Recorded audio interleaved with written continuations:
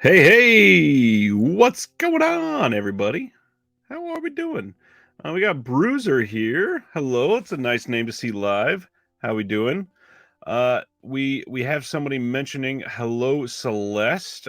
Sardis, thank you. Celeste will be here soon. At least I hope. Uh, Trying to figure out what's going on there. Antoine, what's going on, my friend?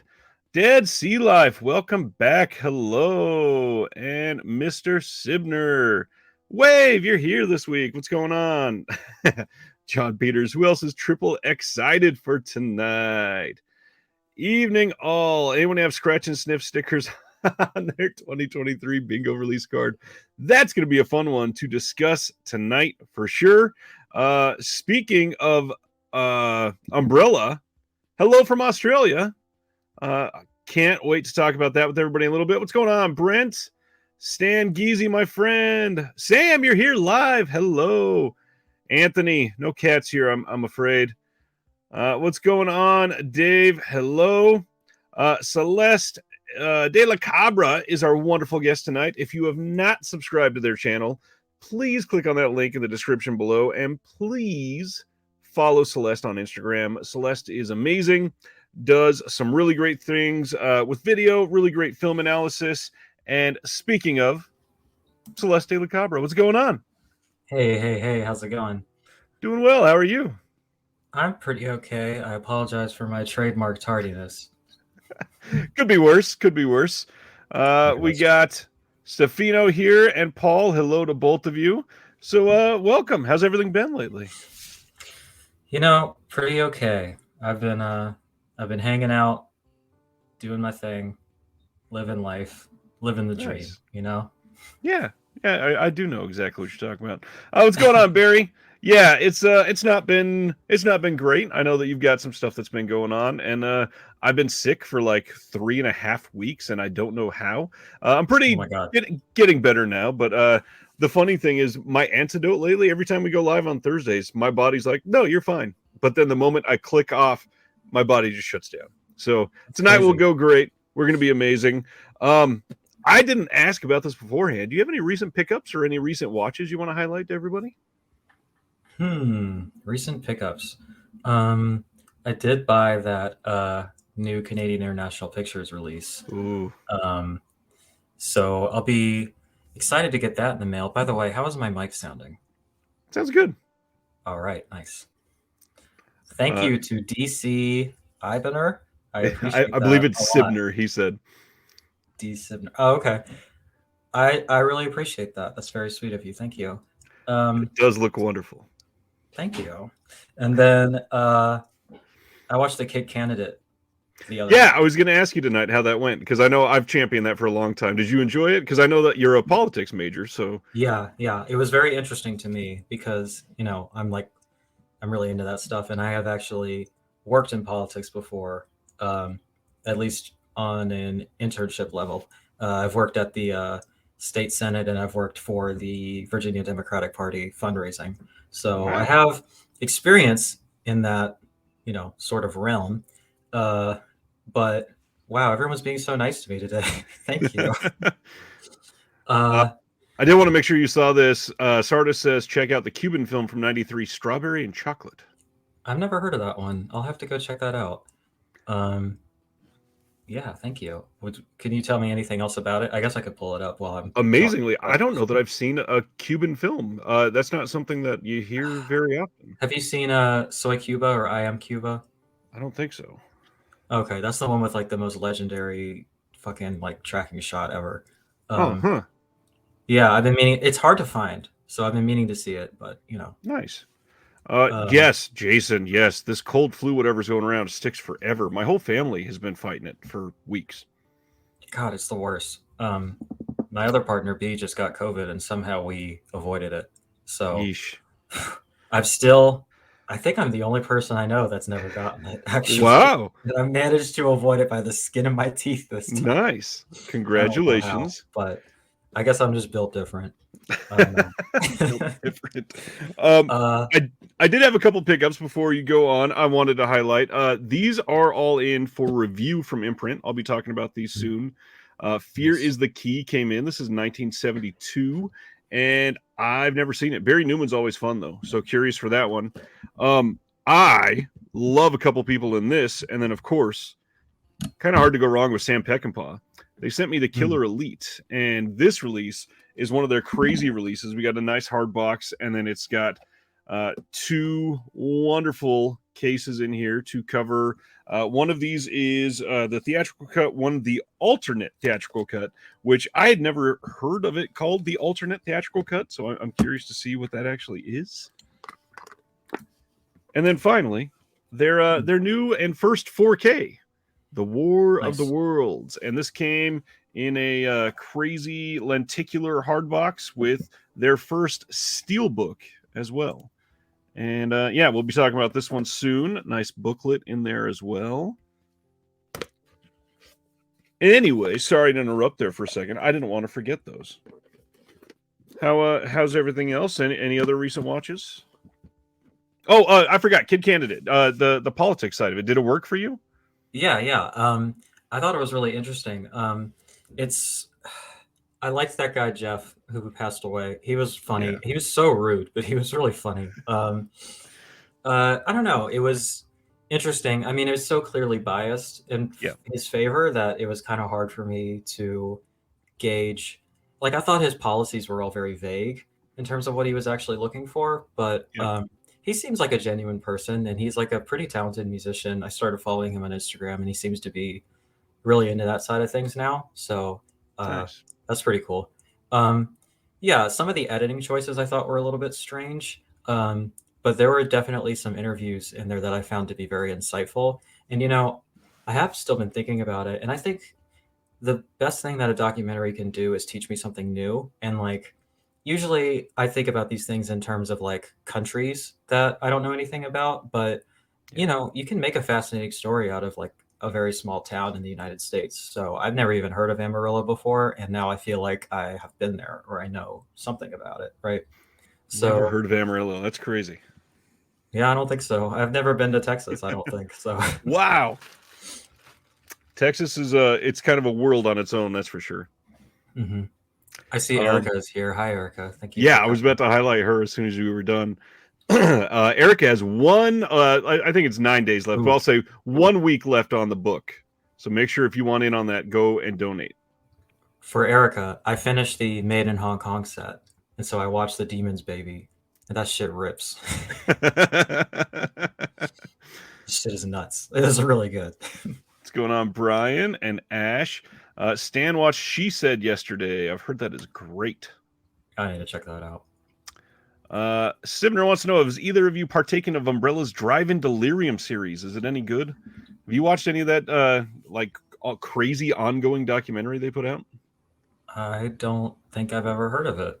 So Drive-In Delirium is wild. They put out I think it's 6 parts for this long documentary that they did, and it's good. I haven't watched the entire thing yet, but it's very interesting, very well done. It's mostly focusing on Australian cinema, so you hear a lot of the big names that we've heard for years, and it's interesting for sure. And they've this is one of those things where they've recycled the interviews to be on a whole bunch of physical media releases throughout the last 5 years coming out of Australia. So they a lot of people have seen snippets, at least, because it's on a lot of those things.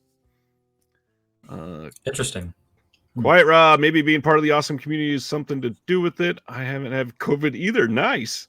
We got a few that haven't had it. It's because we're at home watching movies all the time that we don't have an opportunity to get it. That's a good point. Erica says Texas is a place. Yes. And glad you like that. Yeah, I wasn't. Oh, sorry. No, you're good. I'm just used to. I was going to say, for the first half of the film, it's something that you're not really anticipating based on the reputation that precedes it, and it's sort of just like a funny rom-com type of thing, and then it kind of the other shoe drops and it gets fucking insane.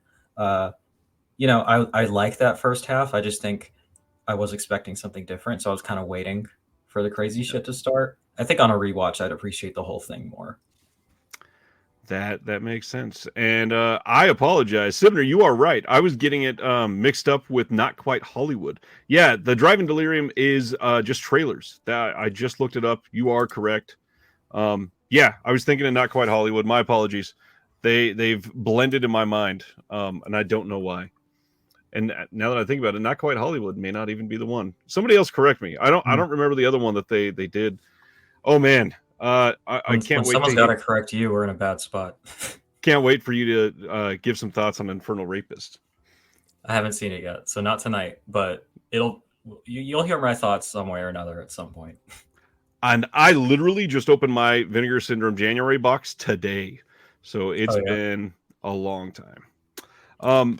Another pickup for me, I got in the Bubba Hotep set from Scream Factory that came in on 4K, and this is the alt slip. Have you heard about all the controversy surrounding this?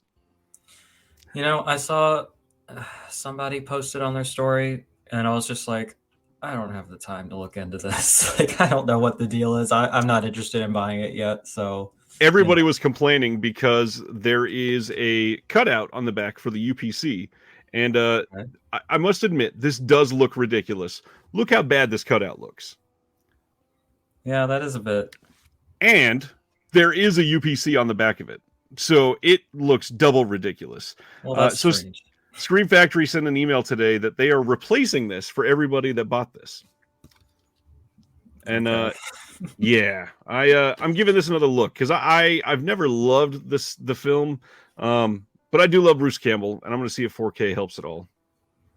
Yeah, I don't know. I had never heard of it prior to this. This is going to be a rental for me, I think, because Scream Factory maybe, I think, overcharges for what they give you. So, you know. Yeah, I completely get that. Let's see. Any other recent watches, or shall we jump into announcements? Because I feel like we got a lot to talk about tonight. Yeah, probably. Let me see if there's anything like crazy that I just watched. I've been a little all over the place lately. Yeah, I went through that whole Hong Kong set in like 2 days. Whew, nice. I watched Terrifier 2, which was nuts. Yeah. How do you like it? I like the first one a little bit better, I think. Me too.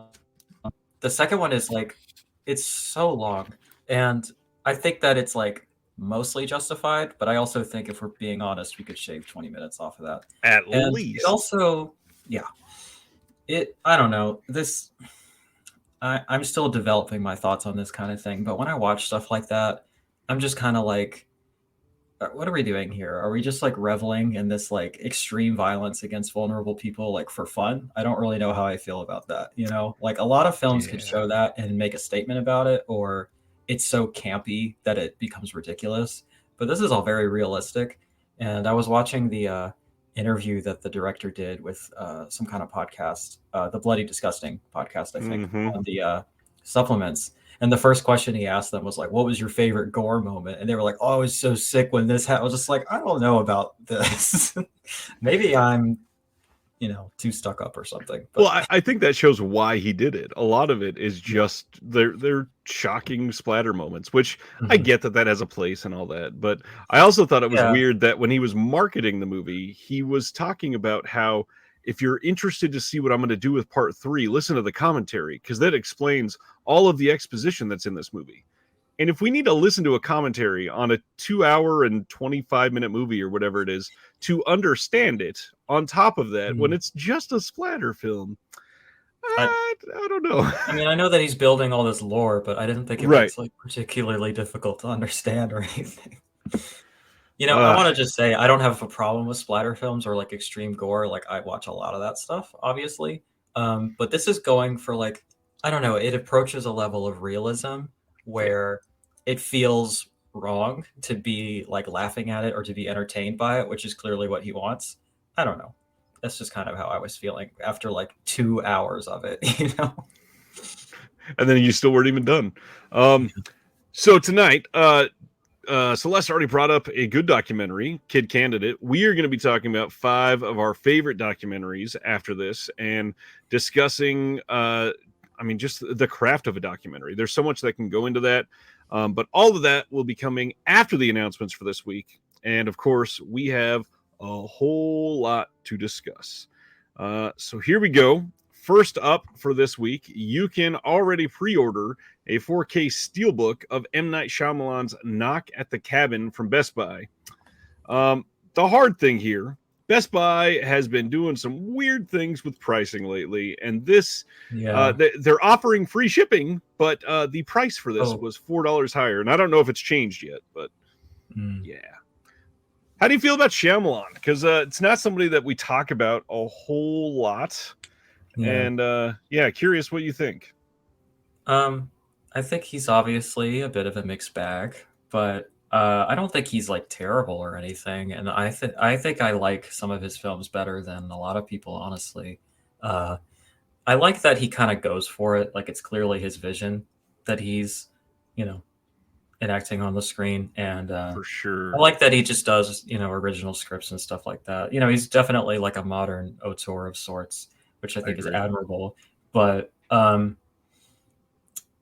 really like Unbreakable, and I really like Split. It's a little bit questionable, but it's a very effective and entertaining film. I think I actually think The Village is pretty good. Like, I remember really liking that, and I bought a bootleg Blu-ray of it, so I'll be revisiting it at some point, and we'll see if that opinion holds up. But I'm trying to think which films I kind of avoid the ones that are like supposed to be complete garbage. I haven't come across them, and I just don't have. I mean, I have other priorities, I guess is what I'm trying to say. I am a sucker for The Happening. I don't know why. Everybody said that's got Marky Mark in it, right? Yep. I can't fucking stand that guy. No, I honestly can't either, but it is acted like it's meant to be like a 50s B movie. And if you think of it with that mindset going into it, it makes a lot more sense. Yeah, I could see myself liking it because it's probably really ridiculous and campy, and I could get into that. There's something about his presence. I think the only film I've liked him in is Fear, because he's so young that he's almost unrecognizable. Yep. And he's such a piece of shit that it's like it's accurate, Fear, and then if you want another one that's accurate, I will throw out there for Mark Wahlberg, Justice, for the movie Four Brothers. That movie is crazy. It's a pretty decent revenge film of four brothers that grew up in this one, I believe, is a foster home, and it's violent, and he's basically just an erratic, violent piece of shit. So it works for him very well.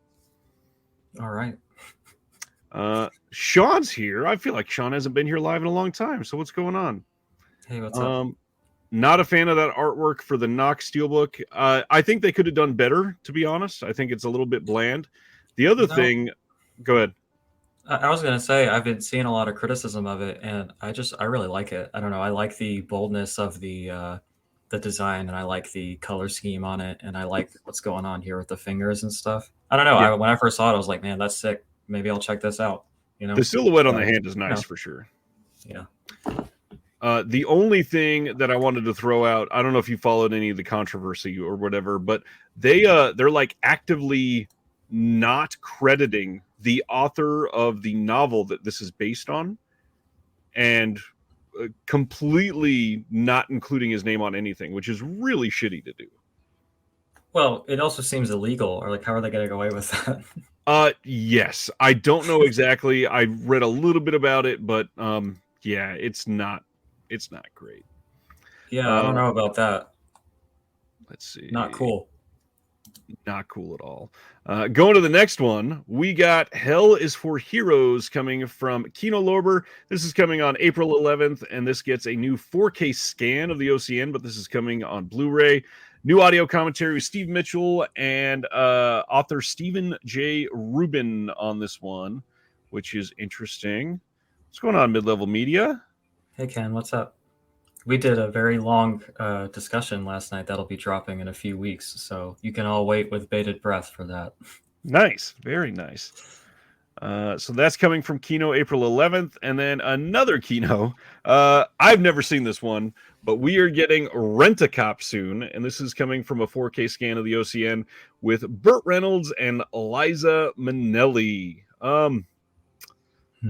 What does this one scream to you? I don't know. This seems like the kind of thing I'd find in a video store back in the day and still think is a bit questionable. But I don't know anything about Absolutely. it. So that's just, I'm judging a book by its cover, which I often do. The cover asks for a lot of questions to be asked, though. That's Yeah. for sure. Liza Minnelli's always odd to me acting. I've never been a big fan of hers, and Burt Reynolds is Burt Reynolds. Yeah. We shall see. Next up, this one was exciting for me because I love There this we go. movie. Kino is putting out a 4K UHD of Cujo, and this will have a Dolby Vision Master. What do you think of Cujo? So my younger brother was on a Stephen King kick for a few years. And he had been trying to read every one of his books. He didn't get quite that far because it's a daunting prospect. But he probably read upwards of like 30 or 40 of them. Wow. And he doesn't really watch a lot of films, but he wanted to watch the film adaptations of these. And so that's how I would kind of indulge him in his passion, is watch the film adaptations with him. So I've actually seen a lot of Stephen King deep cuts because of that. Nice. And I have seen this one, and unfortunately I didn't like it, but that was like 10 years ago. So there's a lot that changed between then and now. So definitely the sort of thing that could warrant a rewatch, especially, in super nice quality and everything. Yeah. I'm eager to see this one. I haven't seen this one since I watched the Eureka release when it first came out a couple years ago. God, I say a couple years ago, but it had to have been like 4 years ago at this point. It's been a while. Yeah, I didn't know that was a thing. Yeah, it was before Eureka was real big, and a lot of people were importing from the UK, and they put out one of the real nice hard boxes with the book and everything, and it's a pretty solid release. So curious about how this stacks up to that release. We shall see. Yeah, It's a good for movie. sure. I remember thinking like, okay, because it's supposed to be scary, right? But me and my brother are just like really big dog people. Like just anything with a dog in it is pretty easy for me to enjoy or find endearing. And it really is just like a dog that they kind of cut around to make him look scarier, And so maybe if you're like afraid of dogs, it would do it for you. But I was just like, I don't know, man. He's just cute. Like, just give my guy a treat. He's okay, It is mostly a dog that they're cutting around, and then there's some not great shots of a guy in a dog costume, and it's not great. Hey, Wave, thank you for being here. RLJE is putting out Scare Package 2, Rad Chad's Revenge. I've not seen the first one. Have you watched either of these? No, I've never heard of this, but I love the name Rad Chad. That's so sick. So I believe, if I remember right, somebody correct me if I'm wrong, if you haven't seen, or if you've seen the first one, I thought this was an anthology film, but I may be wrong. I thought both of them were. This one, if anybody has watched the recent film that Arrow put out for Christmas, which, oh gosh, I talked about this just a few episodes ago. They put out a really nice release with a slipcover and everything, I think in December, for that movie, The Leech. And the main character of that film, which is the priest, was Graham Skipper. And that is Graham Skipper. Right here in this. Like he's seen better days. Yeah. So I'm very curious to watch this one. Graham Skipper is a wonderful person. He does a lot of stuff that I've been involved with recently, and I'm curious to see this one. Yeah, he's on a lot of the podcasts I produce, and then he just put out the only authorized from Toho Guide to Godzilla. And it was translated into a bunch of different languages, and it just came out in October. So if you're looking for that, look up Graham Skipper Godzilla. I gotta get that. Let me look that up. It's not that expensive either. It's like $30 ish. So yeah, very worth it. I didn't know that you produced podcasts other than your own. That's probably a little embarrassing that I didn't know that. But that's really cool. No big deal. I help with a podcast called the Incinerator Podcast. It's produced by, or directed and hosted by Billy Ray Bruton, who is a he's involved in like 19 different things, but he's done Scripts Gone Wild. He is behind the new Seattle Film Festival that is coming out here soon, and Yeah, I edit and mix all of his podcasts that he puts out and do a lot of How stuff. the hell do you have time for this stuff? I Like don't. between your job and this, I already thought it was a bit much, but you're out here like freelancing like other people's shit. Like what? Come on. The best thing is because I work for the government, I Uh-huh. have it's a very true stereotype. Like 60% of my life is meetings, and I Mm. tend to listen to both at the same time. So I start work at 6 in the Jeez. morning, and I'll set all my mixes on the podcast, and then I'll just listen to make sure there's nothing to edit out throughout the rest of the day while I'm listening to meetings in the other ear. Sheesh. I don't know It's about a that. lot. Hopefully your supervisor isn't a viewer. No, she better not be. Damn. March 28th, we're getting the limited series starring one Julia Roberts called Gaslit, and this is coming straight from Universal. I have never seen this. It looks interesting to me. I've enjoyed some of the good Julia Roberts stuff. Are you a Julia Roberts person? Not. I don't want to like talk shit or anything. I'm just trying to think of something she's in that I've seen at all. Honestly. Ocean's 12, maybe? Oof. No, No? not that Aaron one. Brockovich? No, I don't think so. We'll go all the Yeah, way I don't back know. to Pretty Woman, maybe. I don't know. Yeah, I don't know. What's going on, Ashton? Now, Grit is this like says, a? "Go Oh, ahead." sorry. Go ahead. Nope, you're good. I was gonna say, is this like a modern take on Gaslight, the classic Hollywood film, or is this No, just like in response to this word that has kind of become a meme in pop psychology? it is in regards to the Watergate scandal. So it does Oh, have completely different. some actual reasoning to have the word there, and it does make sense. Okay, So interesting. yes. Okay. It says Gaslit is a modern take on the Watergate scandal through the long neglected lens of the lesser known but no less key players involved in the downfall of America's 37th president, from Nixon's bumbling opportunistic subordinates to the deranged zealots aiding and abetting their crimes to the tragic whistleblowers who would eventually bring the whole rotten enterprise crashing to the ground. And Sean Penn is in this as well. Nice. And Betty Gilpin and Dan Stevens. And yeah.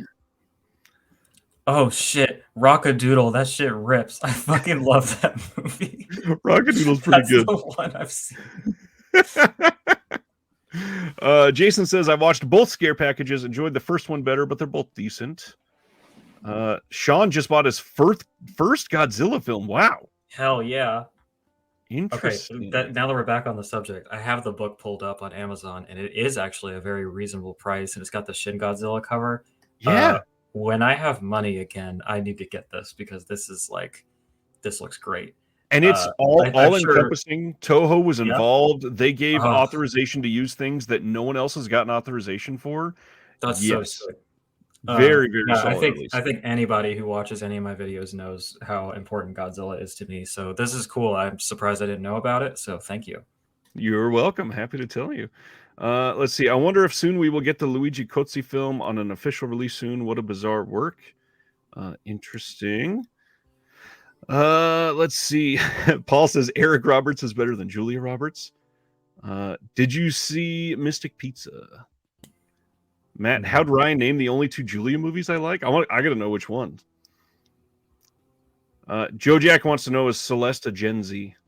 My A Gen Z. It depends on who you ask, but I think so. Yeah, I think I'm on the tail end of that one in terms right of on the cusp. Yeah, just made the cutoff. Yeah. Josephine, what's going on? First time watches Tale of the Fox, Lilies of the Field, Top Secret, nice. Unfaithful, interesting. And then Rockadoodle. Rockadoodle is great. Sardis says, is this streaming anywhere? It probably is. Let me check for you. Oh, cool. Gaslit? Yeah, Gaslit. Let's go to the next one while you're looking at that. Cohen Media is putting out Up, Down, Fragile. This is a film by Jacques Rivette from 1995, and we are just getting inundated with the French cinema over the first 4 or 5 months of this year, which is crazy, but great. It's so nice to see that we are getting so many of these films in really high quality. Yeah, for sure. I don't think I'm putting forth an original thought when I say how much I hate their cover design, but it is Really? what it is. It's yeah, it's just got this garish ass C on top of the whole thing. It takes up like a third of the whole space. I don't know, It not for does. me, but You know, at least it's recognizable, and I actually like their spines. I like how uniform they are and everything. I'm gonna check. Ugh. While he's I doing was that, I did look it up, and Gaslit is streaming on Amazon Prime and the Roku channel. It's also 480 minutes long, so I guess it's a mini series. yes, it is a limited series. Okay. Okay. For some reason, I thought the Cohen ones you can reverse. Although maybe I picked a terrible one to try to reverse because it's a Buster Keaton collection. Oh, they're reversible? I I don't know thought that I they ever were. checked. I may be wrong. I'll have to check. Yeah. I may be I've got wrong. like 3 of them, maybe. Let's see. Have either of you watched the House of Psychotic Women box set? Looking into it right now, I've watched one of the titles, and I liked it. It was the one that I kind of thought I was gonna like, so I'm not entirely sure about the others yet. I do hope to get there soon. I haven't gotten it yet, but it's definitely on the ever expanding list of things that I want. So I love the idea. I just think it's such a cool idea. So I hope they do more of them. That would be Uh, nice. Question for you, Ryan, because you're the expert.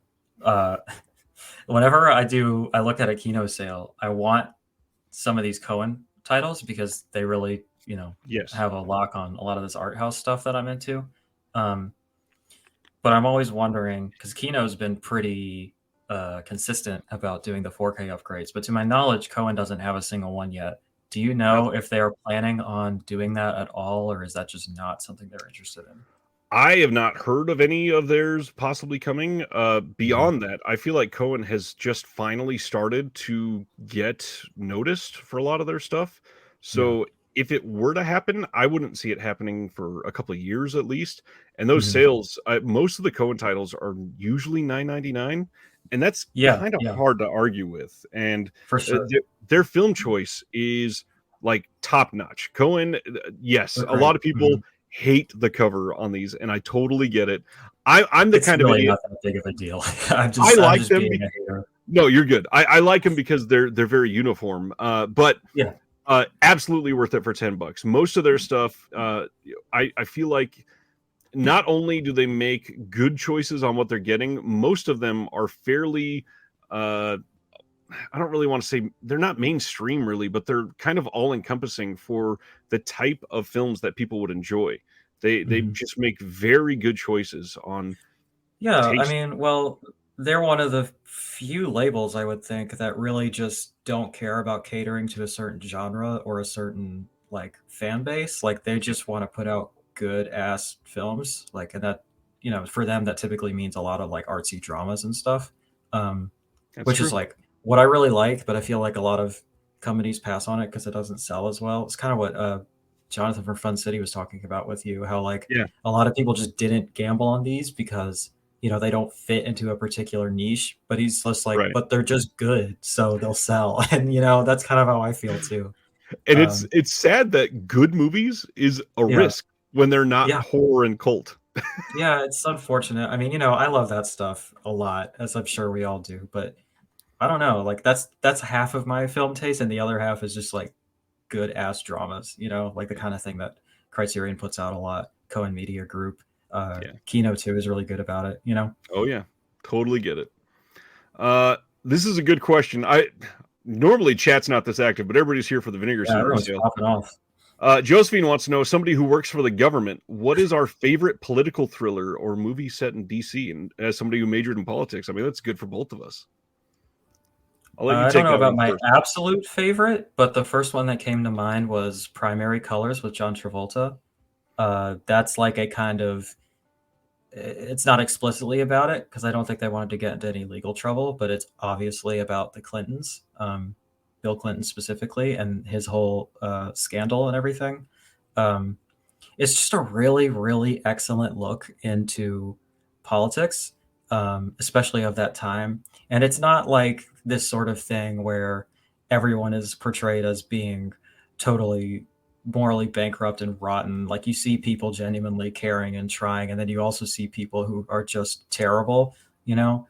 it just discusses things with a nuance and a thoughtfulness that I really appreciated.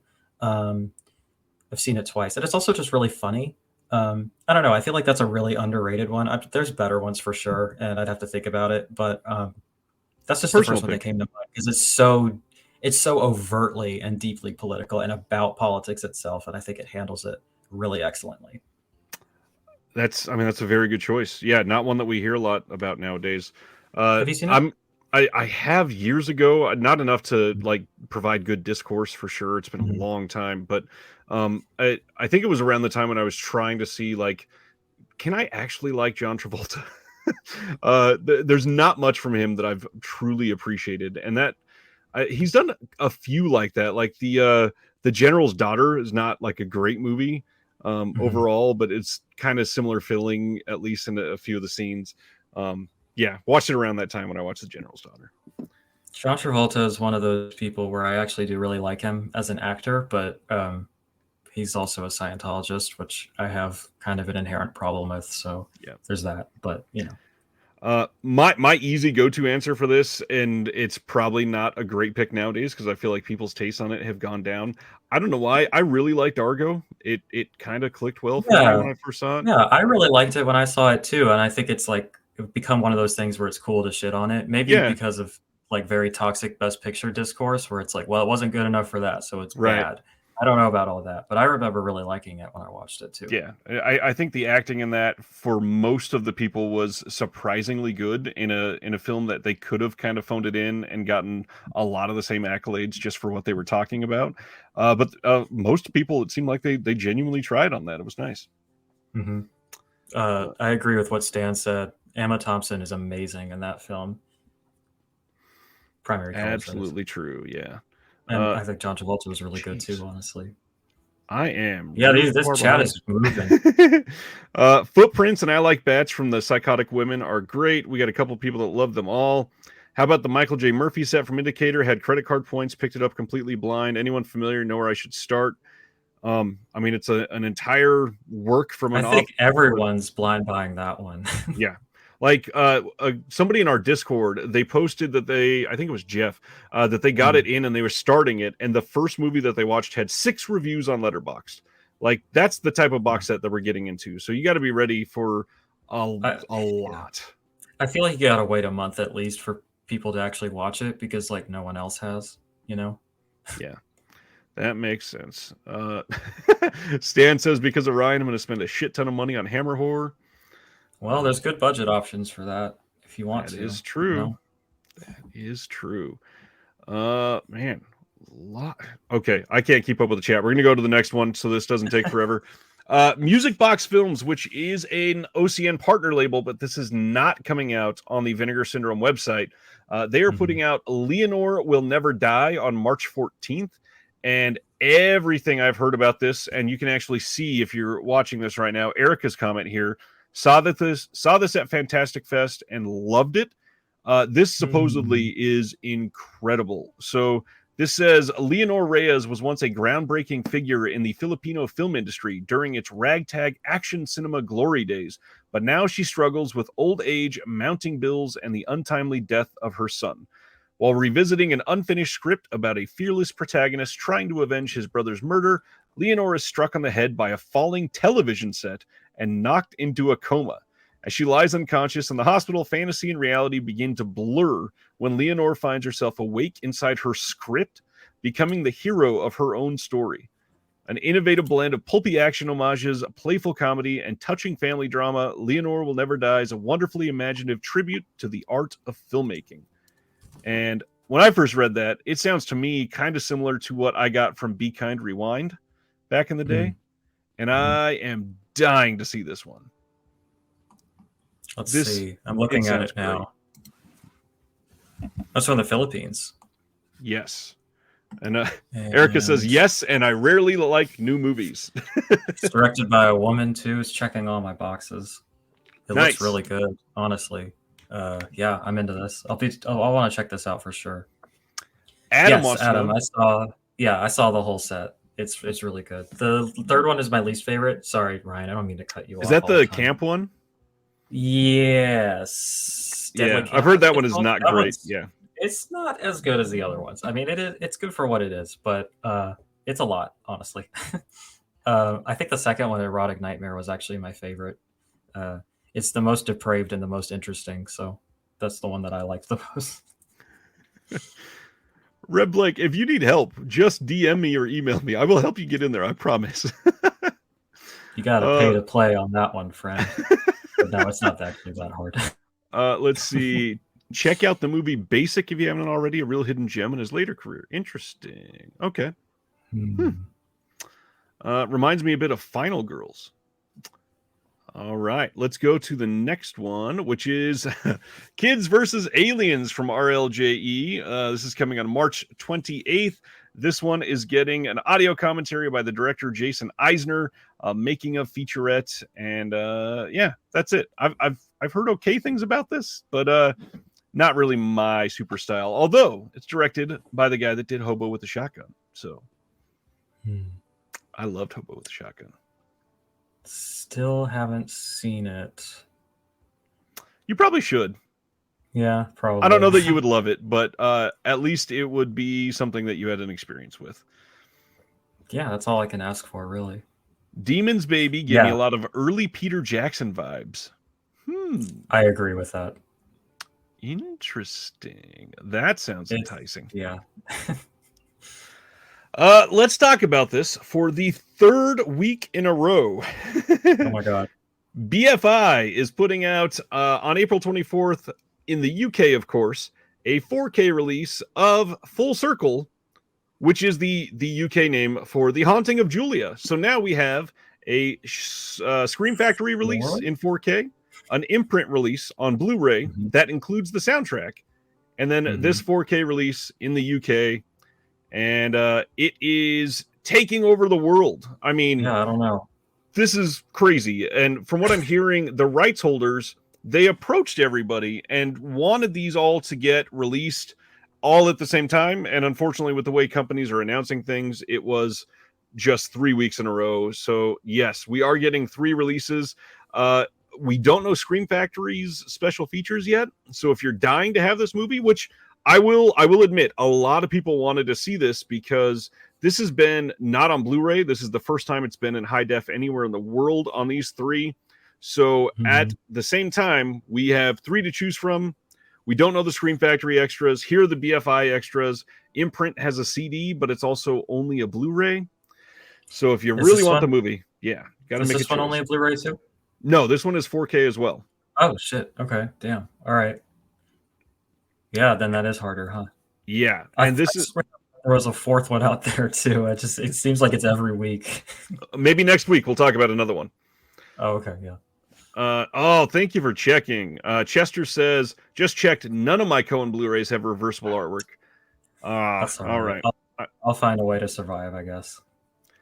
Brent said, watched The Haunting of Julia just last week. Interesting movie, slow burn, creepy vibes. Interesting watch, and that ending. Interesting. That's definitely my kind of thing.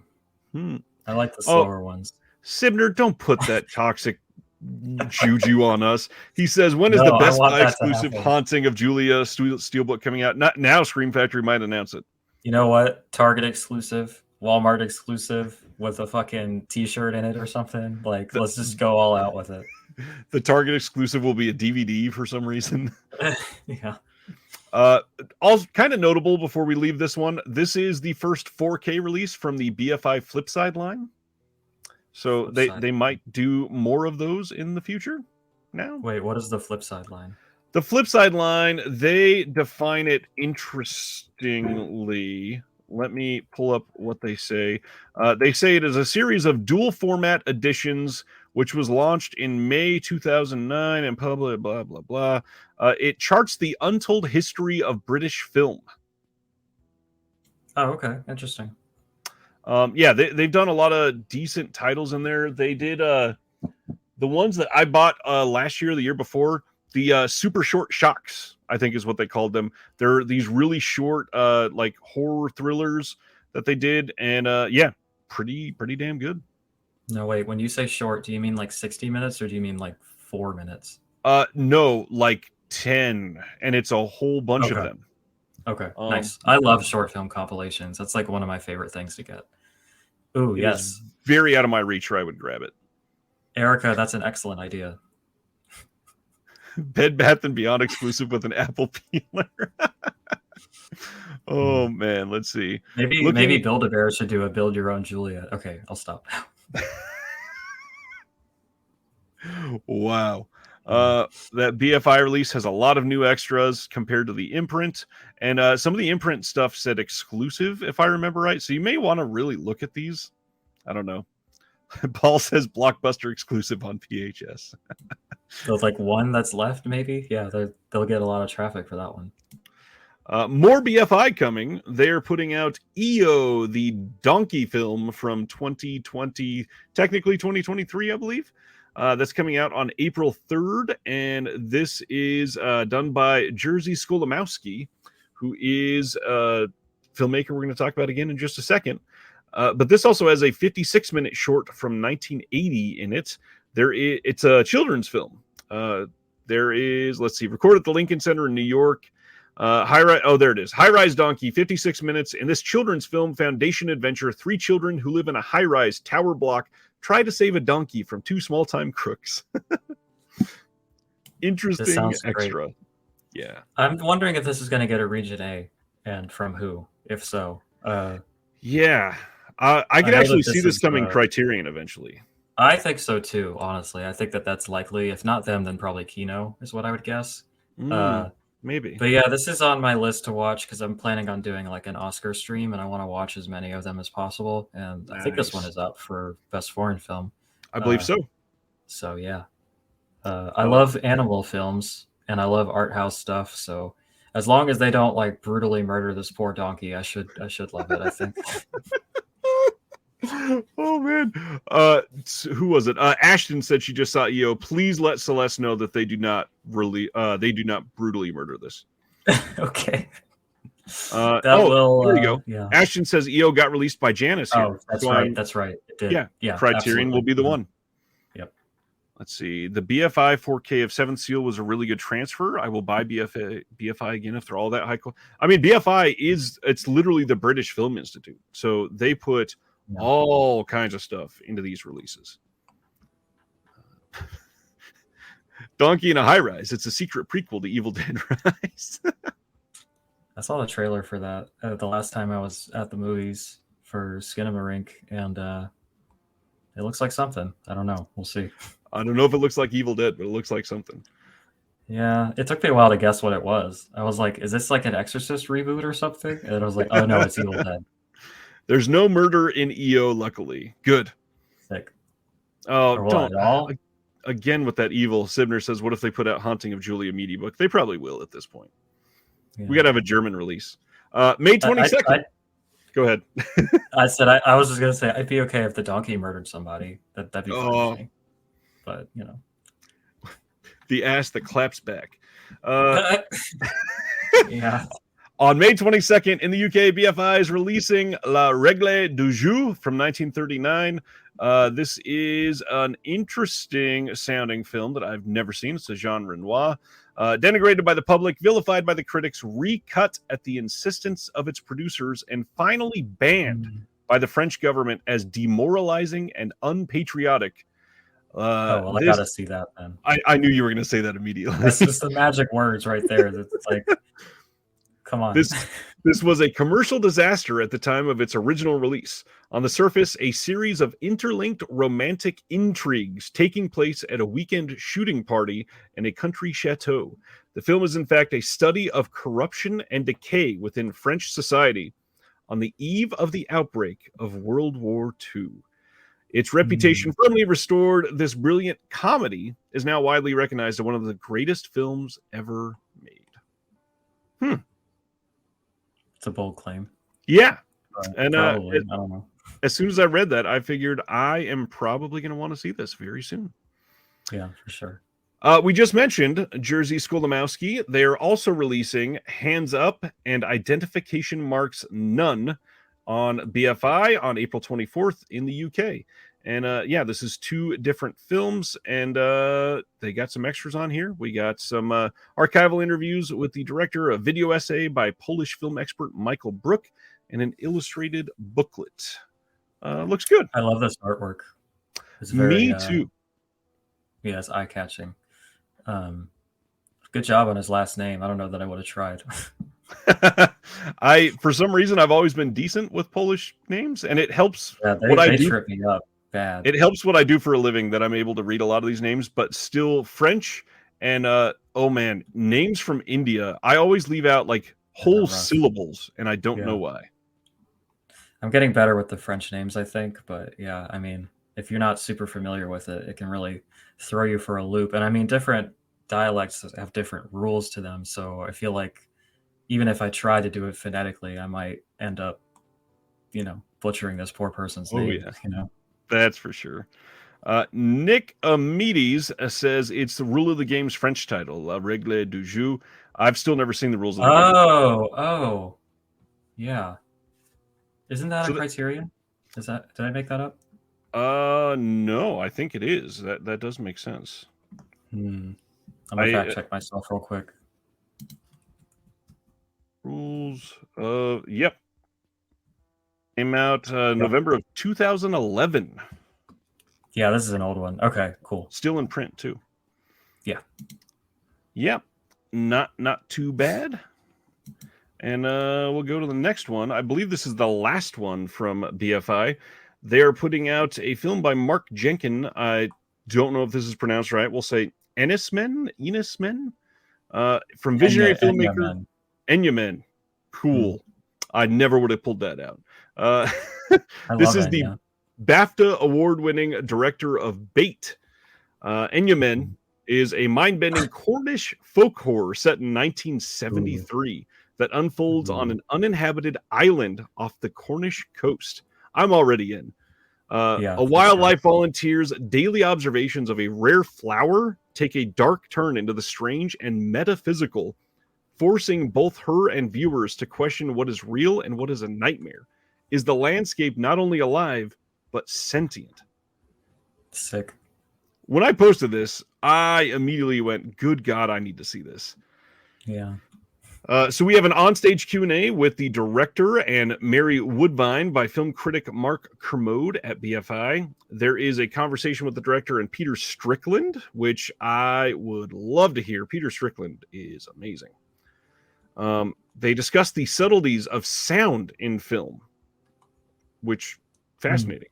Haunters of the Deep, a 61-minute children's film foundation adventure that shares many of the same West Cornwall locations as this and made quite an impression on its director. So going with those children films from BFI this month.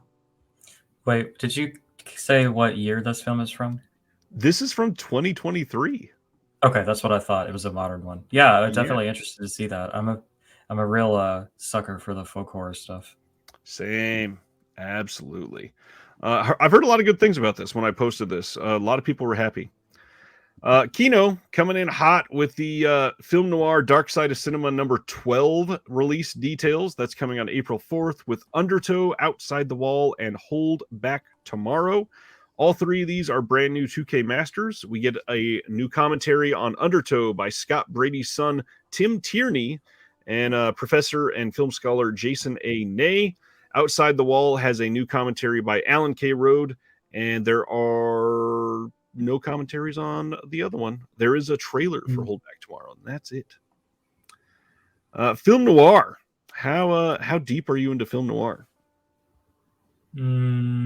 Not super deep. I mean, I've watched I like all the essentials and stuff, but I don't know. I kind of have a cynical sort of take on it where it feels like we'll just throw together like 3 really mid studio films that have some dark cinematography and call it noir and call it a day. I don't know.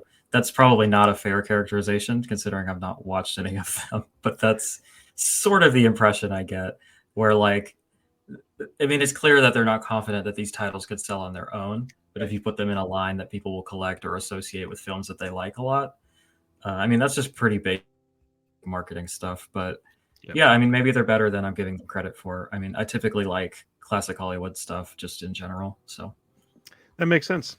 Yeah, it's crazy that we're on number 12 of this when like a year and a half ago we had, I think we had one was out of print and then 2, 3, and 4, and that was it. And we have just seen an explosion on this line, and now Volume 1 is even back in print. So super interesting. And then it takes a turn for the worse this week. We got some interesting announcements from Warner Brothers, and I apologize ahead of time for these because there is some weird information. So first of all, we are getting some. Let's see. In the UK, we have 3 different small box sets announced and a huge box set announced. In the US, we have a Volume 4 box set announced, but I don't think we have details on the first 3 because there's not a guarantee that they're the same as the UK. And let's just dive in. So coming on September 18th in the UK, the 100 Years of Warner Brothers Studio 4K collection. So this is covering 3 eras of Hollywood with classic Hollywood, new Hollywood, and modern blockbusters.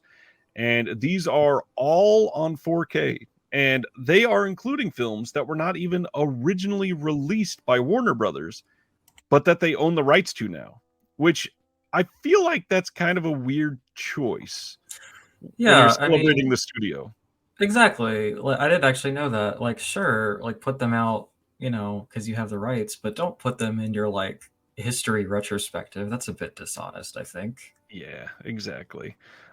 So this one is housed in unique premium packaging with a cardboard outer slipcase and magnetic WB shield clasp.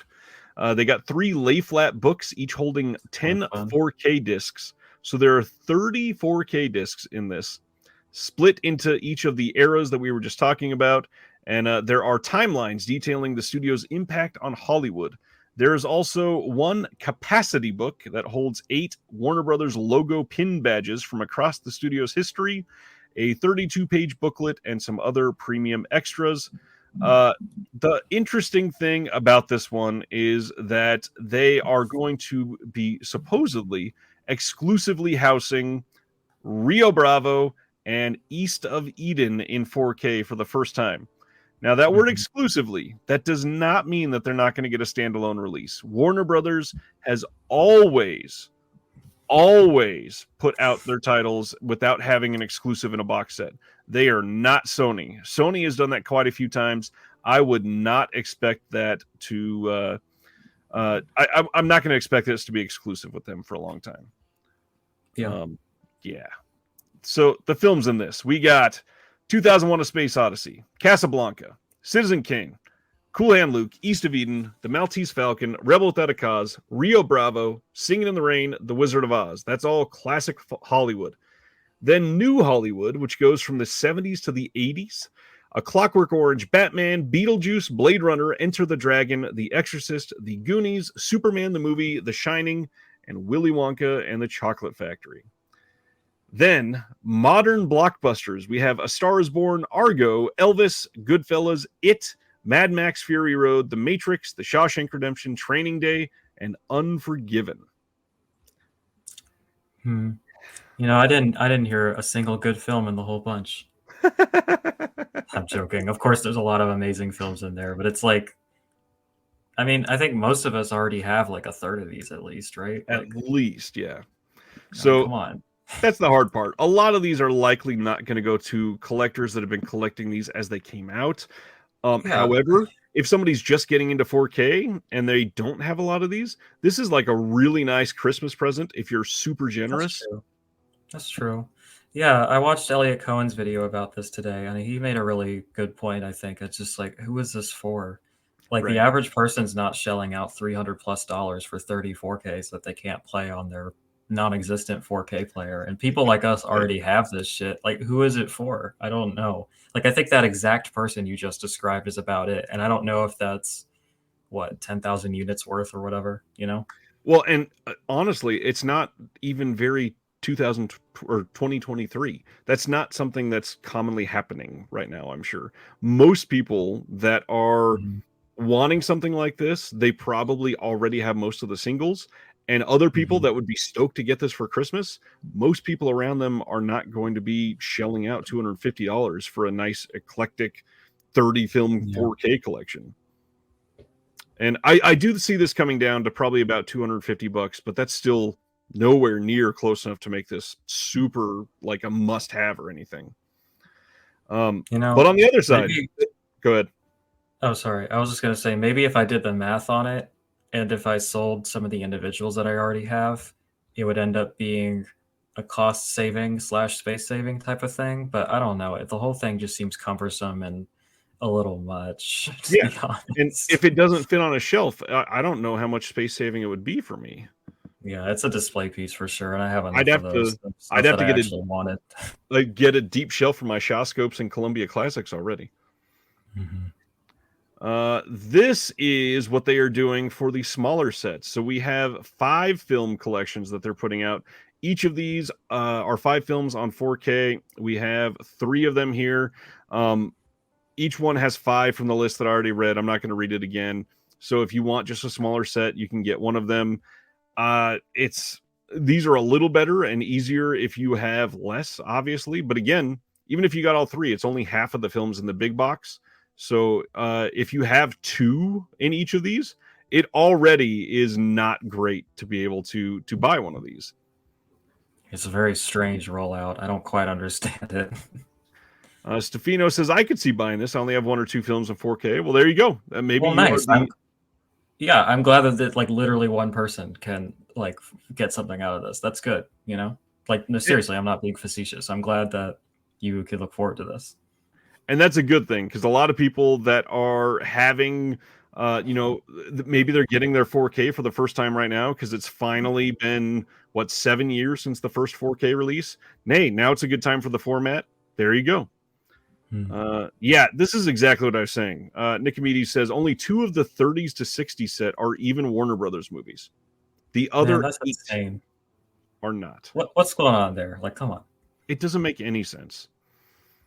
Anyways, I think real quick, I think you skipped their comment, but Stan said that I'm cool. So thanks, Stan. I appreciate that. You're probably really cool too. Stan is amazing. We did the Patreon watch along last month, and we watched a Wong Kar-wai film. Oh And yeah, yeah, yeah. Stan just stayed on the phone afterward, or on the Discord on our voice channel for like 2 hours afterwards, just Oh, hanging out. cool. Well, yeah, I didn't know you were in the Discord. Hit me up there if you want. It was a wonderful time. Uh, they should have just done a made to order and allowed people to choose a specific number of movies from a list. I mean, that'd be I've great. never heard of anything like that. That would be fun, right? Yeah, I'd be down for that. Chameleon Films in Australia is releasing a double feature of Election and Election 2, the Johnny Toe films. And these look really good. Never seen either one of these. Johnny Toe is great at what he does, though. These are the inner arts for the 2 films. These dark, moody films exude a relentless air of menace as they strip the glamour and gunplay away from the triads and take us through the battles for the top job in the Wo Sing triad. Candidates negotiate with the uncles who uphold the historical traditions of the triad societies, while they must also deal with the politics of contemporary Hong Kong as it moves inexorably into the orbit of the mainland. And we get actual features on this. New audio commentary for Election by Frank Zhang and John Charles. There is a 2016 masterclass with Johnny Toe. It is an audio recording, which is pretty damn cool. We get some interviews with Johnny Toe and some actors, making of, and then on the second one, we get basically all the same type of stuff. We got a new audio commentary with Frank Zhang and John Charles again, a supplemental audio commentary by Frank Zhang, some interviews, a new video essay on the election films. I mean, this looks like a pretty damn killer release if you're into this stuff. Yeah, I love this kind of thing. Dark and moody. I wonder who among us that might describe accurately. Probably you. Yes, I am a goth girl at heart for sure. Oh, for sure. I could see it. Sad thing is, I kind of am. What's going on, Cam? Nice to see you here tonight. Ryan, I believe in the goth girl in you. I believe that person can shine through if he really wanted to. I mean, it is true. I went to many, many emo shows in my life. Yeah, I'm always there. Sibner, all those great Warner Archive films and barely any included in the sets. I mean, give us some more Warner Archive titles on 4K. That's the biggest thing. Are Let's there do any? it. No, Warner Archive has not released any Yeah, I don't straight think from so. Warner Archive yet. No. Ashton, I think next week I'm going to do a major haul and finally get my region free player. Nice. Hell yeah, Very region free nice. gang. We talked about that in the Discord today too. Nicomedes, this channel is the discovery of the year for me. Thanks. I mean, that means a lot. I agree. Yes, region free gang, John. Come on, region free, not region B. Yes, Chameleon has been a big deal for a lot of people. 3 solid releases. This is their 4th and 5th spine, and then they wanted to make sure that everybody could be happy. And now you can buy slipcovers for their first 3 films. And I just got to throw something out about this. I posted this, and they complained that Chameleon was putting these out, and I just had to laugh. Like, just because you don't collect slipcovers and you don't care about it, other people might, and they want their collection to look the same. But the biggest thing, it's not expensive. Like, these 3 slipcovers shipped from Australia is $24. That's very reasonable. That's the exact same price as 3 Vinegar Syndrome slipcovers without shipping. Yeah. I mean, that's pretty fantastic. So, I don't know. yes, these look good, and they look like your collection will look great with them if you want. But the better thing is, if you're going to get Election, you can go order these slipcovers and add Election to your order, and your shipping cost does not increase at all. So you're already paying for it. May as well get Election as well. Did we see Stardust's comment that they hate the word election? No, I want to know why, because I have words that I hate too. Election's not great after the last handful of years, so yeah. Well, yeah, it could be like, upsetting, conjuring memories of horror. A 10 Warner Archive film 4K set would have been great. Absolutely. I feel like if they were reading the room, they would know that that's what we want, and that would probably sell better, honestly. I don't know. Maybe I'm the one that's in a bubble or something, but I just don't understand the thinking here, honestly. I mean, I'm not going to say the name because the more times that we say it out loud, they keep delaying it. But what we all really want is a 4K release of a very, very specific Ken Russell film that still can't get any release, and that would be nice. Yeah. So hopefully Warner does that soon. Yes, USNA 98 says Chameleon sent out a poll asking if people wanted these slips, and the majority said yes, so they made them. And that makes sense to me. They've done right every single time. That's democracy in action right there. Yep. It's very much an election. Coming out April 3rd on 4K in the UK from Artificial Eye Curzon, whatever they're called. They have like 2 different names. The Double Life of Veronique from 1991. This got soft announced about a month ago. These are the Kieslowski, or this is the Kieslowski film. The film follows 2 young women, both called Veronica, who seem to have a single existence, albeit in different countries. They are identical, sharing mannerisms, predilections, and musical talent. They nurture ambition, hopes, and loves, and suffer from the same rare heart disease. Kieslowski's oblique, luminously photographed, and hauntingly scored film is an enigmatic tale of double identity. I've somehow never seen this, and I am dying to. I'm a big fan of like twin and doppelganger films. So when I first read this, I was like, yeah, how has this not been in my life before? This sounds amazing. Yeah, for sure. Is this one a Criterion too? I feel like it is. But maybe not. I didn't think so. Let me see. Somebody else is probably going to answer before I see it. There it is. It is already? Mm-hmm. That is Spine 359. It is on Blu-ray disc. So the rumor is that this would be coming to 4K soon from Criterion as well, because they're putting out the 3 Colors trilogy, and so is Artificial Eye Curzon. So it would just be adding on to the little relationship they got going on with the Kieslowski films. Yeah, that's probably coming up pretty soon. Big fan of this title. Might need to snag this one. Nice. Did the 3 Colors trilogy get a bad color transfer? that comment boards be complaining. I've not seen it yet. I'm waiting for a sale for Oh, sure. the Blu-ray.com review was like extremely negative, and so people are wondering now. I don't know. To be honest, I've never seen them, so I don't have a point of comparison, and I don't own the set yet. So, I've I not need seen them somebody either. more educated to tell me. That is the truth for me. Raro Video is putting out the new Godfathers from 1978. Reminder that this is a Kino Lorber partner label, and you should only be buying this title from Kino Lorber directly and not from the Raro website, because you run the risk of never getting it. Raro is Oh, well, that's awful fun. when you go to them directly. This is with the American mafia families pooling their resources to bring huge quantities of cheap heroin into the country. It's up to Italian customs official Ivano Radovich to allow the authorities to, I probably said that terribly because it's Italian, to allow the authorities to intercept the drugs en route to the USA. He enters into an unlikely partnership with Naples mob boss Don Francesco Attiero, whose specialty is cigarette smuggling. Together, they enter into an unpredictably violent war on drugs. Okay. Yeah. When you first pulled this up, I thought that was a very large killer bee, and so I'm a little bit disappointed. When I This first sounds saw very serious and, maybe actually good. I don't know. I was more excited about the killer bee shit. It's not a 1950s big attack title. Yeah. John says Raro hasn't updated their site in a good while, too. So, yeah, that makes sense. What's going on, Spaghetti? How are you, Blake?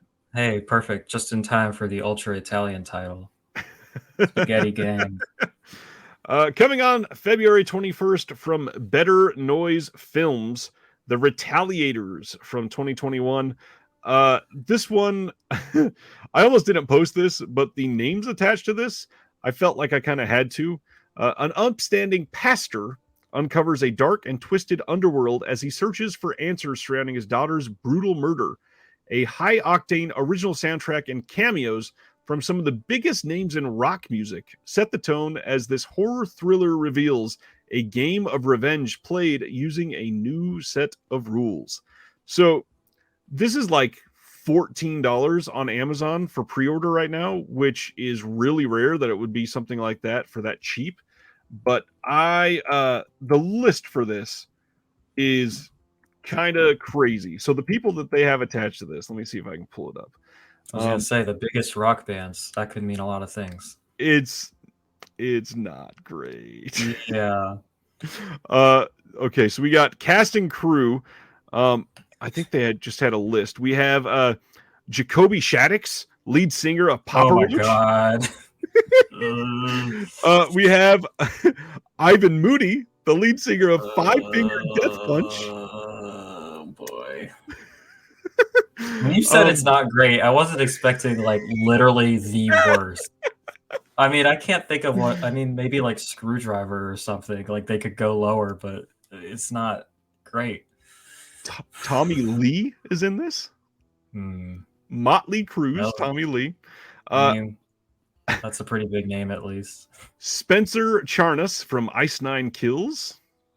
All right, they're all right. Eva Marie, who is the lead singer of Eva Under Fire. I don't know that one. I don't know that one either. Brian O'Halloran from Clerks. Clerks. And let's see, singer Corey Marks. I don't know what he is from.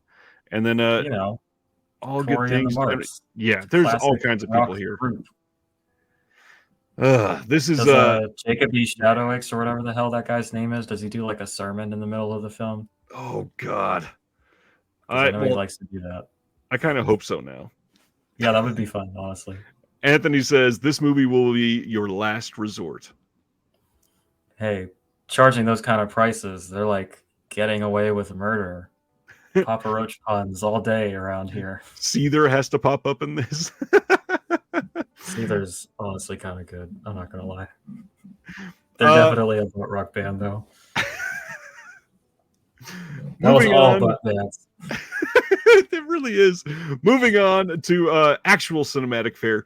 Coming on April 25th from Kino, we get I believe this is their first actual release of a Lionsgate film. Backtrack from 1990, and this has Dennis Hopper and Jodie Foster, Charlie Sheen, Fred Ward, Dean Stockwell, Bob Dylan, Joe Pesci, Vincent Price. Damn, that's stacked. Yes. Dennis Hopper directed it. It looks like too.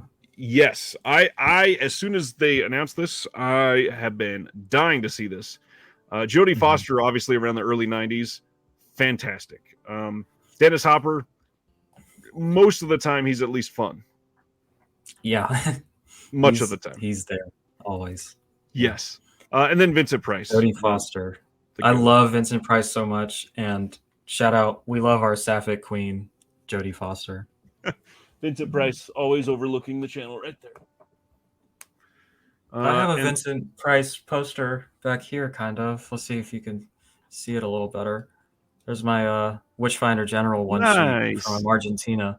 Very nice. Yeah, I love that film a lot. I can't reach it right now because it's about a foot too far away, but I have the Witchfinder General media book I could have pulled up. Yeah, I saw that. This looks fantastic. I can't wait. Radiance just absolutely keeps killing it. May 15th is when they are putting out She Dies Tomorrow. This is a 2020 film, and this is getting a whole lot of extras. So you got a making of featurette, new interviews with some of the actors from it. She Dies Tomorrow and the Viral Apocalypses of the Future, which is a visual essay on contagion in modern horror, which sounds fantastic. There's an audio commentary by critic and programmer Anna Bogatskaya. There is a booklet coming in this, and they got new writing on the film from Lillian Crawford and Isabel Millar, and this is only a UK release. Do we know the year on this one? 2020. Okay, so yeah, I didn't really know that they were going to be doing the modern stuff, but that's really cool. I believe this is their newest one yet that they've announced, and it's supposed to be pretty great. Yeah, Radiance is like what they're doing is so exactly right up my alley. I still haven't gotten my January pre-order because the UK is a complete shit show right now. But I don't know. There's something about their release schedule that is really confusing me. Like they have stuff announced like 3 months in advance, and then they'll announce stuff for like next week, and it's very confusing which ones are which in terms of region. I'm becoming a little overwhelmed, even though I thought I could maybe start from the beginning and be complete with it. But man, it's a lot. The hard part with Radiance is they've done a bunch of different bundles, and they keep sort of changing the. They've had to delay a couple titles. They've announced some titles that didn't have release dates. So when you order one of these bundles, you don't know what you're getting yet. You just know the geography of where you're buying for and the time frame of when you're buying for. So it's interesting. We'll see. I did happen to get my January bundle in, and it came with those wonderful site exclusive cards that they had. I don't know how I got mine. No problem. I did not understand. You must have just made it. I don't know. Right at the last moment. But they did announce 2 new titles, and these both like Radiance killing it. Both of these sound amazing. So we are getting on May 15th in the UK, The Bride Wore Black from 1968. Jean Moreau stars as the titular bride who, after marrying her love, sees him murdered on the steps outside the church. From here, she enacts her ruthless revenge on the group of men responsible. Undoubtedly an influence on Quentin Tarantino's Kill Bill, Francois Truffaut, who we just mentioned a minute ago. The Bride Wore Black was itself influenced by the director's idol, Alfred Hitchcock. Adapting celebrated crime writer Cornell Woolrich, who was also the author of that short story Hitchcock's Rear Window is based on, Truffaut's film is a deliciously entertaining tale that was one of the director's biggest hits. Alongside Moreau, the film boasts a sensational cast, including Michael Lonsdale, Jean-Claude Brialy, Charles Denner, and Michael Bouquet, among others. Features a score by the maestro Bernard Herrmann. That's a lot. Sounds hard as fuck. Yep. We got an archival interview with Truffaut from 1968 and 69. Oh, and Moreau's on there as well. Appreciation by Kent Jones. That was filmed this year. Barry Forshaw on Cornell Woolrich and the adaptation. And then there is a 21-minute short film that was written by Truffaut, which I don't think has been released in HD anywhere else. So if you're trying to be complete on Truffaut, that does help. There is a booklet on this as well with new writings on the film and limited to 3,000 copies. And here is the entire cover, which looks fantastic. Yeah, that's so sick. Yeah, I love that they have the short film on there. I feel like a broken record always saying this, but like I really, really value when they include the really obscure short films that otherwise would just be forgotten about or lost to time or what have you. It's always a big selling point for me. Nerd of the 80s, who's in the chat right now, we were talking on the phone today, and we were talking about that Three Colors trilogy that came out from Artificial Eye and Curzon in the UK. They have 12 short films on their release, and the Criterion release only has 3. So it might be a reason for people to look into that other Three Colors release. Damn. It's so hard always with the different extras everywhere. It can be overwhelming. It truly can. And on top of that, then we have other releases that are about to come out for this when we are all excited about this. Nicomedes wants to remind everybody The Bride Wore Black comes out next Tuesday. So if you are looking just for an easy, cheap Kino release and you want this film, there is the way to get it. Yeah, I just pulled it up on... It's got some sick cover art there, too. I'm trying to find the special features to see if it's even close, but I'm going to guess not. By the way, people were like saying I was like shitting on Kino earlier. No, not at all. I'm a huge Kino fan. I love them so much. I was just skeptical of the quality of, Film Noir Volume 28 or whatever. So that was all. But you know what? I would love to be wrong. If all of those films are great, then I will eat crow and watch them as well. Good call. Final film announced by Radiance this week, coming on May 15th, in the UK and the US from Radiance, is Yakuza Graveyard from 1976. Such a hard title. It really is. And with this cover, like, it fits very well. When he falls for the beautiful wife of the jailed boss of the Nishida gang, things start to spiral out of control for Detective Kuroiwa. In a world where the line between police and organized crime is vague, he finds himself on the wrong side of a Yakuza war when his superiors favor Nishida's rivals, the Yamashiro gang. Co-starring the iconic Miko Kaji herself from Lady Snowblood and featuring Nagisa Oshima as chief of police, Yakuza Graveyard sees director Kinji Fukasaku, who did Battles Without Honor and Humanity, at the peak of his powers. Yes, this looks incredible. We have an appreciation by Kazuya Shirashi on this. The Rage and the Passion, a visual essay by Tom Mess on Miko Kaji and Kinji Fukasaku's collaborations. There is an Easter egg. Not sure what that's going to be, but interesting that they're doing that. And then a limited edition booklet featuring new writing on the film, including Mikako on the representations of Koreans in the Yakuza film. And this looks amazing. Yeah. They all do. It's a problem. Yakuza Graveyard is the one. Only low-rent DVDs until this release. Go region free. This one doesn't matter because it's coming to the US and UK, so you got a lot of options. Yeah. I was going to say, for these ones that are region B only, is that like my hint that there might be a region A coming sometime from someone else? I don't know. I mean, it's possible, like the Bride that we just looked at. It is possible. It's not a guarantee, but it would not surprise me. Oh, and for those wondering, Fran did confirm on Twitter for The Bride, and I'll pull that up just as a reminder. This is the exact same transfer that has come out on Twilight Time and Kino and all of that. It's not a brand new scan. Yeah, I checked, by the way, and I think it's just an audio comment for the Kino, so not super close on that one. That's true. All right. So next up, out of nowhere, Synapse announced a limited edition release with a limited slipcover for Invaluable, the true story of an epic artist from 2018. Synapse also included at the bottom of their announcement here, but this is a limited release. We're not saying we're going to put out a standard edition ever, but right now it's not in the plans. So in other words, it'll probably come out in like a year and a half.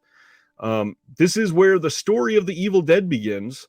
This is Sam Raimi's 1981 film The Evil Dead is a horror masterpiece that has terrified audiences, and the original film's iconic special effects and makeup were created by Tom Sullivan, a Michigan artist and sculptor, and Ryan Mead's invaluable The True Story of an Epic Artist is a feature-length documentary about the life and art of that Tom Sullivan. We got 4 hours of special features on here. There's a bonus documentary about the life of filmmaker Josh Becker, vintage Tom Sullivan in the Spotlight interview, an unedited interview with Tim Philo, cinematographer of The Evil Dead, some extended interviews and promotional items, and then Ryan Mead short films, Bong Fly and Cosmos Locos. Yeah, you can get this on Diabolic and Synapse right now. Neat. I've never seen this. Me Yeah. neither. I feel like there's a. Is it out yet? Like, do people already have seen this and have things to say about it? 'Cause I don't Yes. know. A lot of these like fan documentaries, there's definitely a large gradient in terms of the potential quality, but I hope it's a good one, and it This looks like did there's have another a- documentary on there too. So This did have a previous release, and if I remember right, this is one of the better releases of Evil Dead related things. The previous release of this documentary came with vials of sand from the original Evil Dead cabin. like from the set, Yes. what the hell? How did they get a hold of that? Because the people involved in making it, they knew where it was and all that, and they just went and scooped some up. Oh, so not like from the original shooting, like they found the place again. Okay, that's still really cool. But I was like, what the hell? Who was just keeping like vials of dirt around to distribute to people? You know what we can do in 40 years? Yeah, really. I know we made this film for like $10, but let's save the dirt, KB's here. What's going on, KB? What's up, KB? The price. Is there a price for the I Toxie didn't set? see the price. Anyways, let's talk about that. Troma casually announced through Lloyd Kaufman's stories on Instagram that they are putting out a 4K collection of the Toxic Avenger with all 4 of the films, and they had one of the Troma employees give us a lot of information on the Blu-ray.com forums. First of all, Vinegar Syndrome did the 4K transfers of all 4 films. There was a rumor earlier this week that Vinegar Syndrome was putting these out, and that's why the rumor started. So that happened, and then they did some additional restoration work to find as much of the complete footage as possible. The box set will only be distributed by Troma, not by Vinegar Syndrome or anyone else. The 4K versions will have HDR, and the person that was on the forums had no idea about the words Dolby Vision. So it's probably only going to be HDR10, especially because Vinegar Syndrome did it and they don't use Dolby Vision. So, yes, this will also have accompanying Blu-ray discs that are taken from those new transfers. And somebody asked if they will be the director's cuts, and they say, to the best of our efforts, yes. In cases where gore was missing, they've gone to great efforts to recover it. They can't guarantee it for sure, but they want to make sure that they can get as much as possible. Save for things that weren't meant to be included, like the Japanese cut of Toxie 1. The release will have unrated cuts only. The effort was concentrated on assembling the most complete versions available. Yeah. It's Troma. Yeah. Furthermore, they did give one more tease that the Toxic Crusaders animated show from 1991, somebody asked, it would be greatly appreciated if all 13 episodes of Toxic Crusaders were properly restored and released on at least Blu-ray. And the guy from Troma responded and said, interesting that you bring that up. And that's it. So we shall see. Yeah. We shall Sounds like he was given the idea and they're working on it now. So are you a fan of these? I don't know. You seem a little bit not stoked about this. I'm not stoked because I don't trust Troma necessarily yet. when it comes to Blu-ray releases, VCI and Full Moon get sort of laughed out of the room when you start talking about quality. And the sad thing is they both blow Troma's Blu-ray releases out of the water. So Really? yes, Troma's releases are not good. I Well, and do appreciate Vinegar Syndrome is helping. Yeah, I was gonna say. So What that's a big part what of it. about the releases do you feel is lacking? They do not do well with compression. They take SD scans and basically put them on Blu-ray sometimes. They just do not go high quality hardly at all. They come in really Yeah. cheap cases. Obviously, that's just an afterthought. But yeah, the actual movies do not look great. So it's worrisome. Yeah, so I saw Toxic Avenger back in the day and I really liked it. And I purchased the Blu-ray set of this, but I haven't touched it yet. I haven't watched any of it, which is obviously my fault. And now we're already up on an upgrade. But I was just curious. Like I was like, well, should I just wait at this point? Should I just get rid of it and do the 4Ks if they're any good? I mean, I don't know. But I mean, the fact that Vinegar Syndrome was working on it, that is a good thing. yeah, I think so too. But maybe I should watch these before buying them again. Toxic Avenger, we watched as one of our Discord watch-alongs like 4 or 5 months ago. One of the most fun party movies to watch with a group of people. It was it's out there. Will is here. What's going on, Will? Just ordered Invaluable solely for the Josh Becker documentary. Nice. Stefano says, like I said on the Discord, fuck, do I have to buy another Troma release? I will say, I rented their release of Honor Killing, and I think I've talked about that film before and how much I don't like it. But I mean, the disc looked okay. I mean, the quality inherent to the film, I think, was terrible. But yeah, I don't know. I get it. Planet Mondo wants Toxic Crusaders as a bonus stage. That'd be rad, but I don't think it's going to be on this release. It would be nice to come out for sure. I'm surprised they're not doing these individually to stretch. I mean, this is like their thing, right? Like this is the title, and I would think you'd want to milk that, And they probably still will eventually. They'll come out just for people to buy part one. It'll get some like lenticular cover or something. It'll be $35, and yeah. Mm-hmm. They always feel like Walmart budget disc movies from Troma. Yes, I get that. Anthony said that was a fun watch along. It really was. Full Moon has an amazing sale right now, and I just realized I forgot to post that today, and I was supposed to. So yes, we will talk about that in just a little bit. Damien says, not a Troma fan, but I thought the Toxic Avenger Blu-ray looked great. The first one does. The other ones are a lot worse. But the other stuff it's the Troma release stuff that is not Toxic Avenger that isn't going to sell well for them. They just don't put as much care into a lot of the time. So sadly, it sort of wanes in quality. Greetings to Trauma. I just realized it's already after 11 on the East Coast, so we should probably hurry up through these. In the US, we got an announcement from another Warner Brothers set that is another pile of crap, in my opinion. This is a 25 Blu-ray only collection. Blu-ray only. This is really something. And the titles in this: King Kong, The Maltese Falcon, Children of the Damned, 2001, A Space Odyssey, A Clockwork Orange, The Exorcist, All the President's Men, The Shining, Blade Runner Final Cut, Nightmare on Elm Street, which is a New Line title, Full Metal Jacket, Goodfellas, Natural Born Killers, The Shawshank Redemption, Interview with the Vampire, Seven, The Matrix, Green Mile, Inception, and then it gets weird: The Conjuring, Gravity, Her, Annabelle, It, Dune. Again, I ask, for who? Like, who wants this? Like a giant Blu-ray set of films that you can get for like $5 each. I don't understand this at all. Yeah, I'm confused.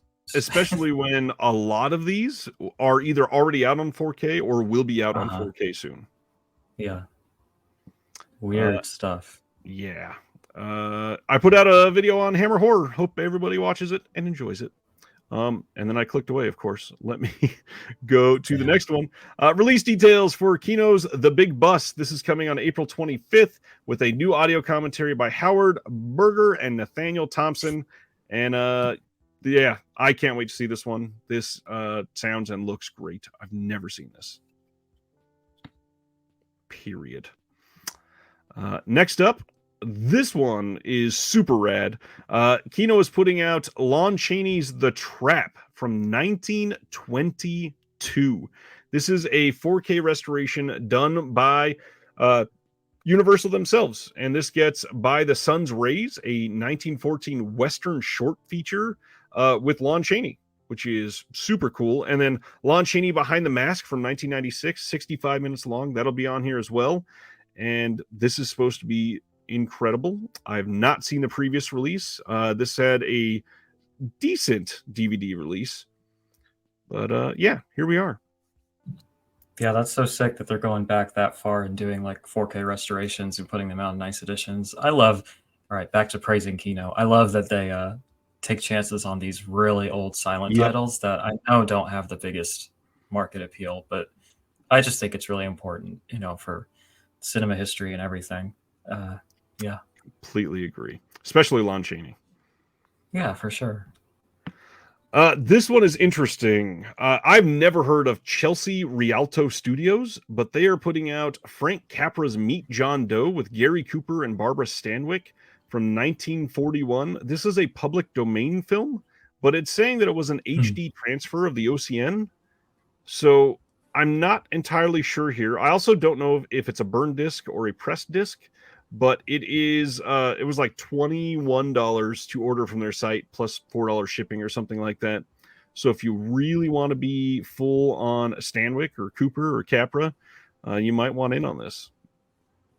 I mean, I'm definitely intrigued on the film itself, but yeah, it's weird. I have no idea who this is in terms of the studio. It looks like they have done some musical scores before, and that's how they got a lot of their stuff going. So another Burt Reynolds title, Heat, is coming on April 25th. This is from 1986, and really cool. This has an audio commentary with Brandon Bentley and Mike Leader, both who do a lot of the Asian cinema commentaries. And they were asked by Kino to do this, and this was announced just this morning, and they recorded their commentary just this morning. So, yep. Wait. Who recorded the commentary this morning? Mike Leader and Brandon Bentley. They recorded their commentary this morning, the day they announced it. Oh my god! He posted on his Facebook or Twitter that this is the first time I've had a title announced with me being on it the day that I recorded it. Hell yeah! Is that a procrastination thing? Because I really relate to that. It might be, but also a lot of these companies, they just release stuff by the skin of their teeth. They especially Kino.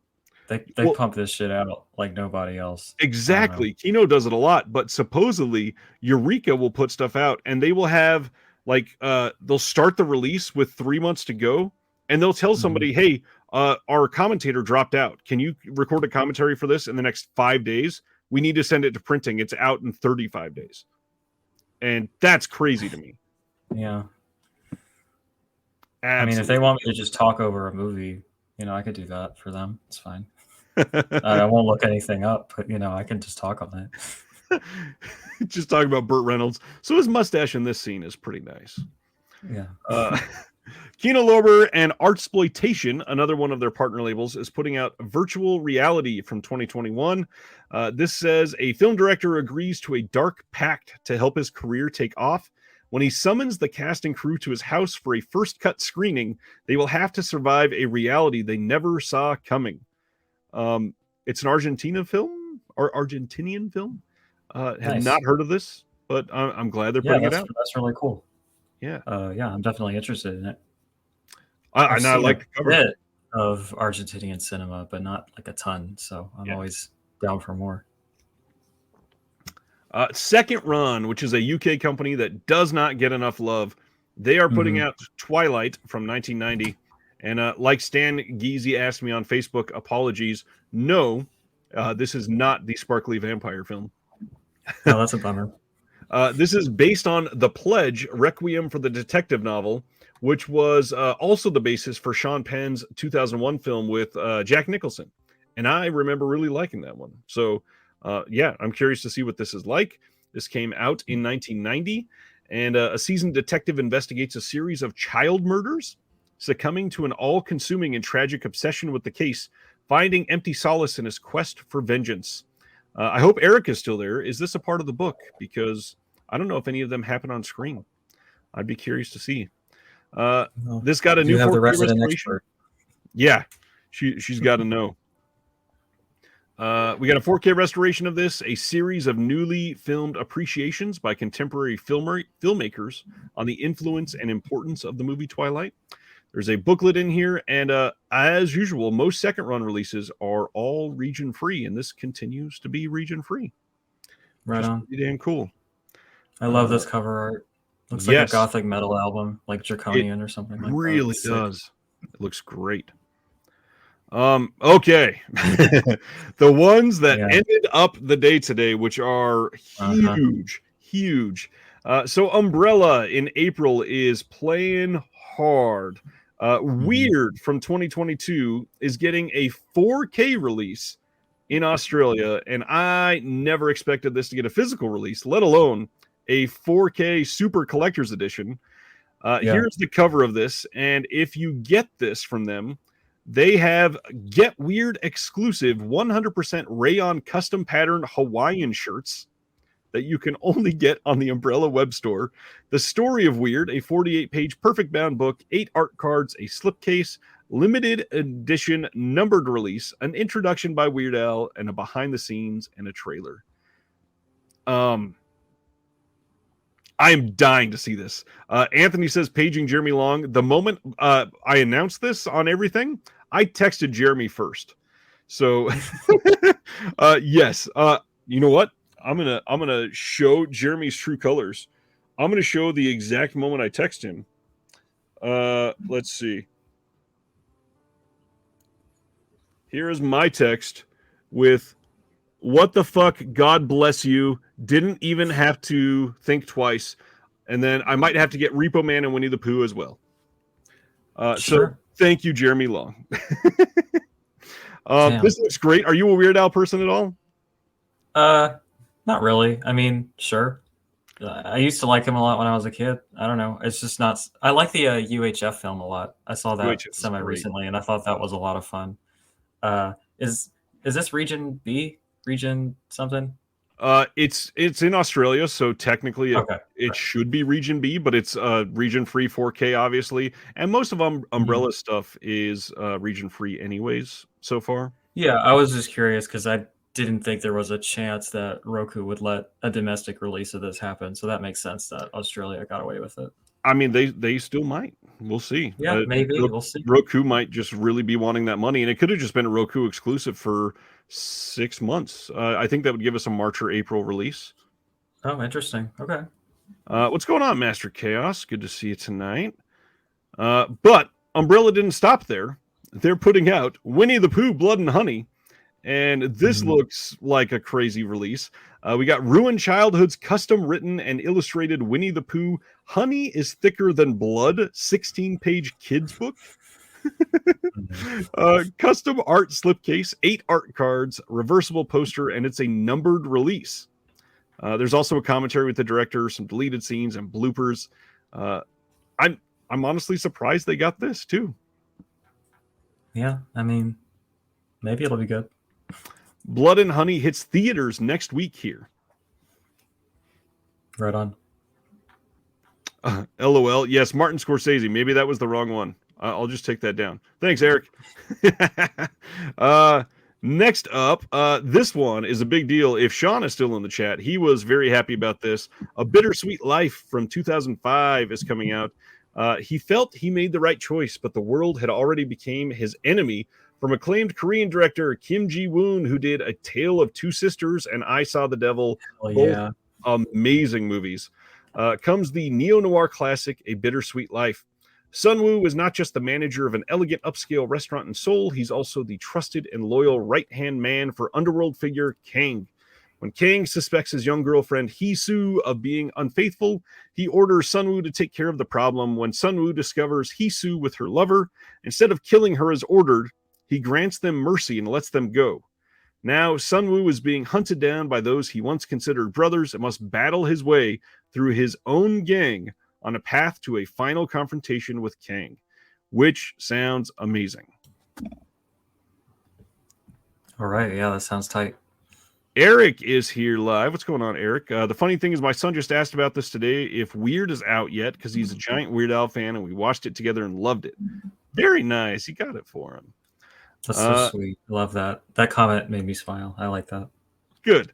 This has a custom art slipcase, a collection of interviews, experiences, and art in a 48-page book, 8 art cards, a reversible poster, and it's numbered, which Umbrella is stepping up the numbered releases game, which they've not done much of previously. We got some multiple audio commentaries. We have 3 of them on this, and then a whole bunch of featurettes. What were you going to say? I was just going to say that doing the number thing is a really easy way to get a lot more sales from to exploit those of us with broken brains. And the hard part is with Umbrella, like the Terrifier release that they just did recently, they didn't announce how limited it was. They just said it will be available to pre-order until now, whenever this date was going to be. And then that's the limited number. So it was a timed limited edition, which is very interesting. Yes. For them. Also, yes, everyone drop a like. I have it on good authority that those who click the like button are all very cool and sexy. So, you should get on that. Yes, we should get Ryan to 2,000 subscribers, like stat. Like, come on. What's going on there? I don't know what happened. I dropped a link in a thread on Reddit, and over the last 24 hours, I've gotten 70 new subs. Hell yeah. If I ordered from Umbrella, is there a way to add to existing order? I don't think so. Although if you email them, they might be nice about it. I'm not telling everybody to email them, but they might. Nicomedes says, broken brain right here. Just ask Indicator. Broken brain gang. That is perfect. I don't necessarily collect numbered spines, but yeah, it's rough. This one, I just fairly recently got the old limited edition Blu-ray release of this that came with a strip of the film. So I'm still stoked to see this. They are putting out The Tunnel from 2011, and this is supposedly one of the best found footage films, and I've just been waiting for the right time to watch it. This is, it says for the first time in 1080p full HD. It's not. The filmmaker released this previously on Blu-ray. As well as The Tunnel includes the full feature-length behind-the-scenes documentary, The Tunnel, The Other Side of Darkness. Comes with a slipcase and a book and evidence art cards and a reversible poster and another limited edition numbered release. How do you feel about found footage? I'm a fan of it, honestly. I am. Obviously it comes with the territory of necessarily being very low budget most of the time, so you get a lot of people that take advantage of that and just put out a piece of shit for $10 or whatever. But I think that when it's done properly, it's a very effective conceit, and it can really help in the immersion of the horror. And yeah, I don't know, found footage is kind of how I got into horror when I was younger, so I kind of have a soft spot for it. But yeah, I'm into it. I agree completely. Our last announcement of the week is Teenage Mutant Ninja Turtles from 1989. However, I will zoom in and highlight, this is the Stink-O-Vision version, a scratch and sniff cinema experience. The real Odorama John Waters. Yes. Here. And not to mention, the first sentence really makes me not want to smell any of this. Immerse yourself in the sewers of New York City with an interactive and sensational viewing experience based on the wildly successful comic book series by Kevin Eastman and Peter Laird. The special edition release follows the Turtles on their origin adventure, accompanied with a menu of dank and delicious bespoke scents from scented storytelling to enhance the film's stinkiest moments. Is there at least one of pizza or something? Yes. If we zoom in here. Just get There one is, dub in there. yes. I don't know what most of that is. I see weed. I see a slime. I think this is toothpaste, Sure. and then a campfire dinner something, and then literally a sewer and bubble gum. Okay. So, fun Yes. fact about me: I was born without a sense of smell. So Whoa. yeah, I can taste things, but I can't smell. So I couldn't take advantage of the Odorama card in the polyester release, which really bummed me out, honestly. And this is one that will be entirely useless to me as well, other than just a novelty. So, Damn. it's okay That though. is interesting. Super Yeah. interesting. I finally went to the doctor about it, and he was just like, I don't know what to tell you. It is what it is. Ouch. So this is coming with a free reversible A3 poster if you pre-order through their site. And they've got the original feature film with pop-up scratch and sniff icons, the original feature film, just the standard version with no icons, and then a making of and a trailer. And lots of people, lots and lots and lots of people are super excited about this. I don't know. I'm sure. Yeah. Stan says, I've still got my polyester Smell-O-Vision card. I went to the polyester Smell-O-Vision at the New Bev in person in June last year. That was an Man, interesting that's so time. sick. John was born without hearing in his left ear. That's interesting. Yeah, I could taste food. I imagine it tastes different to me than it does everyone else, but I have literally no point of comparison for it, so it just tastes how it always tasted to me. So, but it is strange how I can still taste. I don't know. Yeah, very Bizarre. interesting. Since all this took a lot of time tonight, we're going to dive real quickly through what's coming out next week and then talk about documentaries for like 15 minutes. And then we're going to go into Vinegar Syndrome. So next Tuesday, we are getting The Fablemans on 4K, Romeo and Juliet from Criterion, supposedly still. Decision to Leave is Yeah. coming from Mubi in the US. Disney's Strange World, which all 12 people that saw said it wasn't great. Iron Uh-oh. Monkey is coming from Shout Factory. The Truffaut collection is coming from Kino. The Bride Wore Black is getting that single release from Kino. Sci-fi and thrillers from the Vault is getting released from Mill Creek. Hey Ryan, real quick. I gotta have a hot girl moment and use the bathroom real quick, so I'll be right You're back good. if that's cool. You are absolutely good, Chester. I was born without common sense. That's wonderful. That's good. We'll dive through the rest of these. Santo coming from Indicator. Finally, Dark Glasses coming from RLJE. That's the Argento flick from last year. The story of Adele H continuing the Truffaut takeover. Zoo Warriors from the Magic Mountain coming from Shout Factory. Jet Li's Legend double feature coming from Ronin Flicks. Just Another Girl on the IRT coming from Paramount Presents. Mississippi Mermaid coming from Kino. So many titles here. We are getting Project Wolf Hunting is coming from Wilgo. Love on the Ground from Cohen Media. The White Jalo Box coming from Arrow Video next week.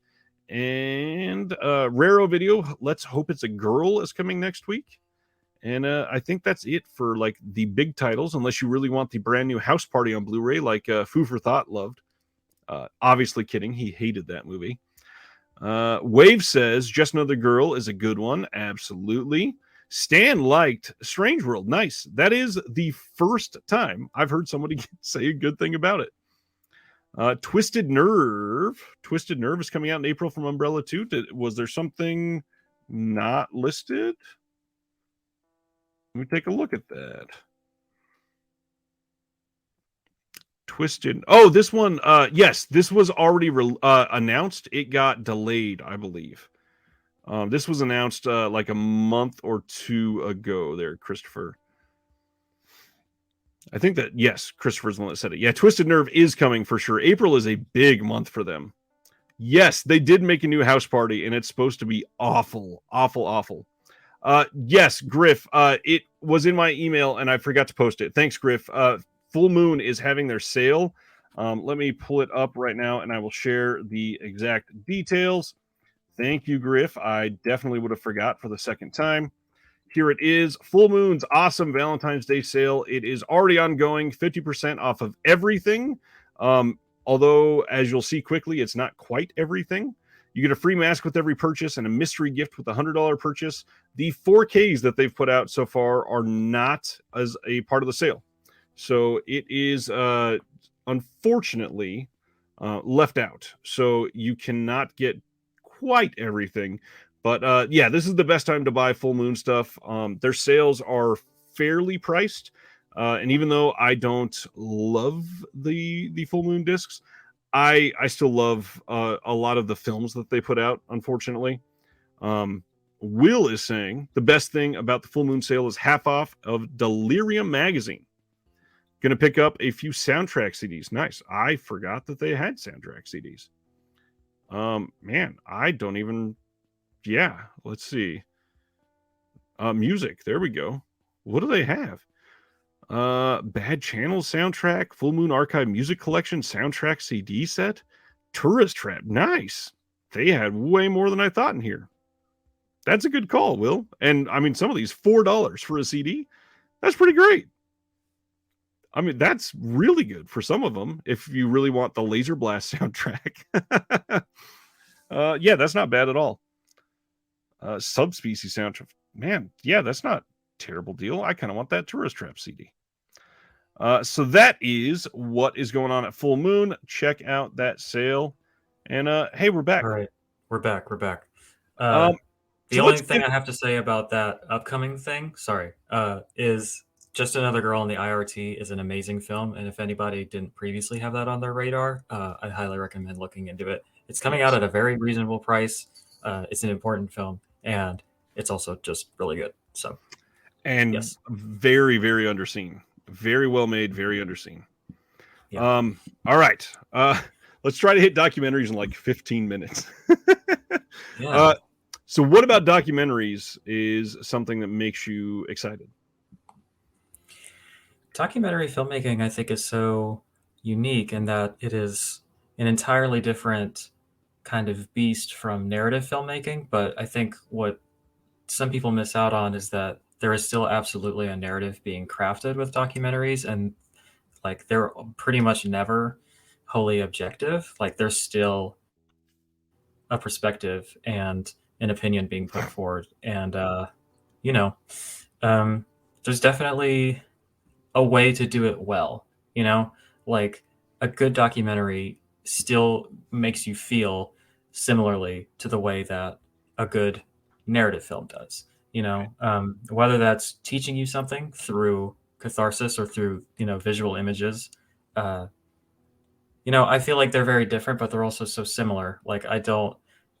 Sometimes I want to classify them as different things. Like I have a hard time putting documentaries in like my personal top 100 list. Yeah. But at the same time, they feel so similar in that, when I think about my favorite films of all time, the ones we're going to talk about would be included in that, So I don't know. And I guess I think that they're kind of undervalued. Like people don't really think of them as something that is created with craft, as opposed to like, you just kind of think about like, I don't know, like a PBS special or something, as opposed to like a really artfully made statement, Yeah. And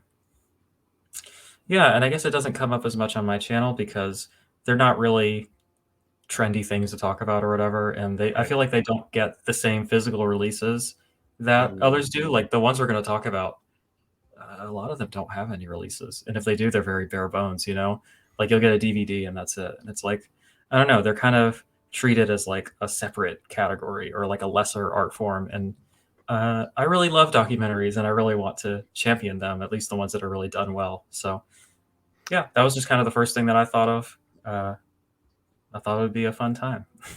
I don't remember what it was talking about. It might have been like those true crime series that are super popular on Netflix or something. But I was talking to somebody recently about them, and they lamented that one of the reasons they don't love documentaries is because they're not rewatchable at all.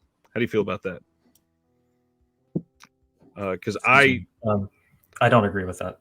I don't agree with it at all. One that we're going to get to, that my number one, I could watch any day, anytime.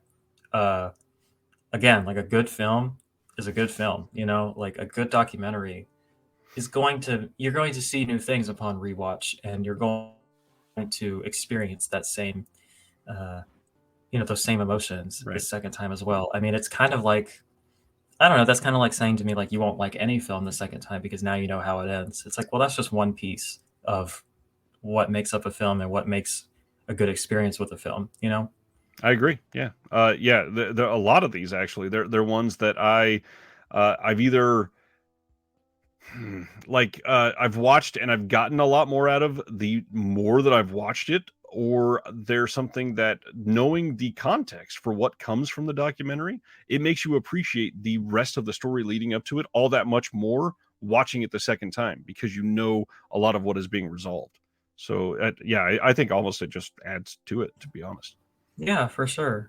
Um, Thank you, Christopher, by the way. I appreciate the compliment there. Stan just watched Fire of Love. I'm dying to see that.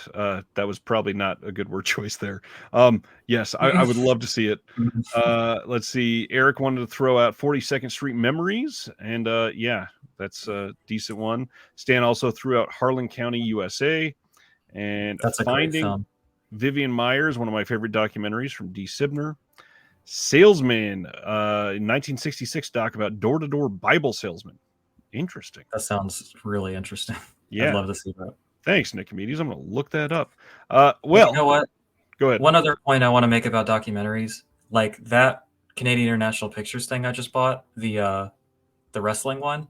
I don't know the first thing about wrestling. I've never been a wrestling person. I'm not a fan of wrestling, but a good documentary can make me care and could teach me something about something that I had never known anything about previously, you Yep. know? And I've heard that that's exactly what this is. So I'm really excited about it.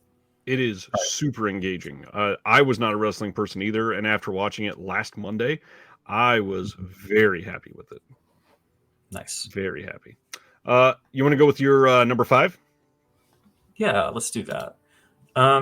So my number 5, let me get it pulled up so I don't get anybody's name wrong, is this is a real deep cut, I think. It only has 343 views on Letterboxd at the moment. It's directed by Lee Grant. It's one of the shorter documentaries that she did for HBO back in the day. It's from 1989 and it's called Battered. Um, she's more known for her film Down and Out in America, which is a great film as well. But this was the one that I found to be the most powerful. Um, it's a rough one, like honestly. This was in a bundle of her films on the Criterion Channel, and it's about women who have experienced domestic abuse and really severe battering, and it goes into just how badly the institutions have failed these people and just how much benefit of the doubt society gives to men to a quite literally lethal fault. Right. And how, especially, I mean, back in the 80s, but I don't know how different it is now, honestly. Like, we just don't treat spousal abuse as like a serious thing. Like, Not at there's all. so much, like, I mean, I know that, like, growing up Catholic, like, to be divorced is like a mortal sin, and like you just kind of have to put up with it. Yep. It's like, oh, that idea is so entwined that so many people are like pressured to stay, or so many people won't take that seriously. So that's a really heartbreaking aspect of the film. Obviously, is just listening to these women's experiences and listening to how they aren't listened to, and how the institutions and the police especially have failed them. uh, but what I thought was maybe the most interesting, and you know, I have to be careful about how I talk about this, but like, there's a whole section of the film where she actually goes into the prisons and interviews the men that are the aggressors in these situations or in other situations. And it is so fascinating to hear their point of view of it. Like, I mean, I always find this really interesting. Like, if you're a person who has done something that heinous, how you think about yourself after that, how you think Right. about where you've ended up. And just watching her interview these people, like, in a very, and obviously we should judge these people, but in these interviews, she does it very non-judgmentally. She's just very blunt and very straightforward, but it's not like she rolls up there and she's like, all right, tell me why you're a piece of shit. It's like, I want to understand what led you to this and what made you think this way. And some Right. of the men are just like, it's obvious why they did this, because they just don't care. And they're like fucking monsters, and like these other people, they actually have some reflection, and they're like, I just was brought up straight up because I didn't think, like, I was brought up not to think that women are people, and I treated my wife as my property because that's what I believed. um I don't know, I've been very interested recently in the idea of what it is we're supposed to do with quote unquote bad people or people who have done bad things. um it's a subject that I feel like people don't want to explore because we don't want to be providing sympathy for someone who's done something really heinous. Um, but I really am not. I know I just said this earlier, so I'm contradicting myself. But I really am not a believer in like evil people. I'm more so a believer of like biology and circumstance. I don't like to assign morality to a person's core being. Um, and so, yeah, just the whole idea of restorative justice and um, the societal factors that lead people to be where they are. I'm talking a lot about a 58-minute film right now, but there is just so much in it that I think is worth discussing, and it was such a powerful experience. I'm looking, and you can rent it on Amazon Video, but if you can find it, it's a short watch. It's made for TV, it's made for HBO, so it's not like super amazing filmmaking wise, Right. but it's really great. I also just want to recommend really anything that she's done. Like they also had a film that she did called "What Sex Am I," which is actually a very early documentary on trans people. Um, and you think it's going to be really whack, especially with the poster and everything, but it's actually just a very thoughtful and compassionate look at uh, the transgender community in the 1980s. And I was really actually very pleasantly surprised with it. So, yeah, big fan of her. Yeah, I wish we could spend like 30 more minutes talking about this because, Yeah, I know we're short for time, and I just dumped all that at once, and I well, apologize. a lot of that, funny enough, is stuff that was very existential and came up for this channel last year behind the scenes. And a lot of people don't know about it. Some people in the Discord do because we discussed it a little bit. I had an interview that I'd done with somebody that, uh, after doing some reflection and talking with other people, I decided not to publish. And it led to this like 3-day long discussion with my wife about what do we what do we impose on people as punishment for something that they've done, because it doesn't mean that people deserve to be like isolated in the middle of nowhere for the rest Yeah, of their life. They still deserve to be treated with humanity. And it's a really interesting discussion, and one that, yes, super personal and very difficult to really come to any sort of conclusion. yeah. I could keep going, but we probably don't have the time to do this subject justice. No, we have like 3 minutes for each film now. I'm gonna All right. go with one that was no, don't apologize. I totally forgot. We need to be closer No, to you're time. fine. Really close one for me is the story of the West Memphis Three. So the documentary from 2012 Mhm. calls West of Memphis is certainly on my list. I have felt so close to the story of the West Memphis Three, and for those that don't know, it's a story about three uh, kids. I guess we'll say their ages. They were very young, but because Like they teenagers, were, right? not even that. Like one of them was like 10 or Mm. 11, and then it ranged Wow. up to like 15 or 16. They were in the area of a body that was found, and because they had like Stephen King books and heavy metal music in their backpack, Mhm. they were found guilty and imprisoned. And uh, like one of them was special needs. There's so much that came with this that Oh, is just infuriating. One of my favorite bands of all time, Zayo, did a song called "Free the Three." A whole bunch of bands have done songs about the West Memphis Three, and I I really like the way that this one has been tonally, because a lot of the films surrounding the West Memphis Three, and there's been a few, not a ton, but I appreciate this one. I think it's really well made, and I would go into more detail, but we can't at the moment. yeah, I didn't Nope. know about that. I need to check that out for sure. When you said one of my favorite bands did a song about it, the one that came to mind was the one Disturbed did, and I was like, Yep. I know Zayo fucking rips. That band is so sick. I've been on stage with Zayo before as they Nice, played an entire set. nice. And I wanted to point out, Stefano says, "Love this episode. Celeste is my favorite guest."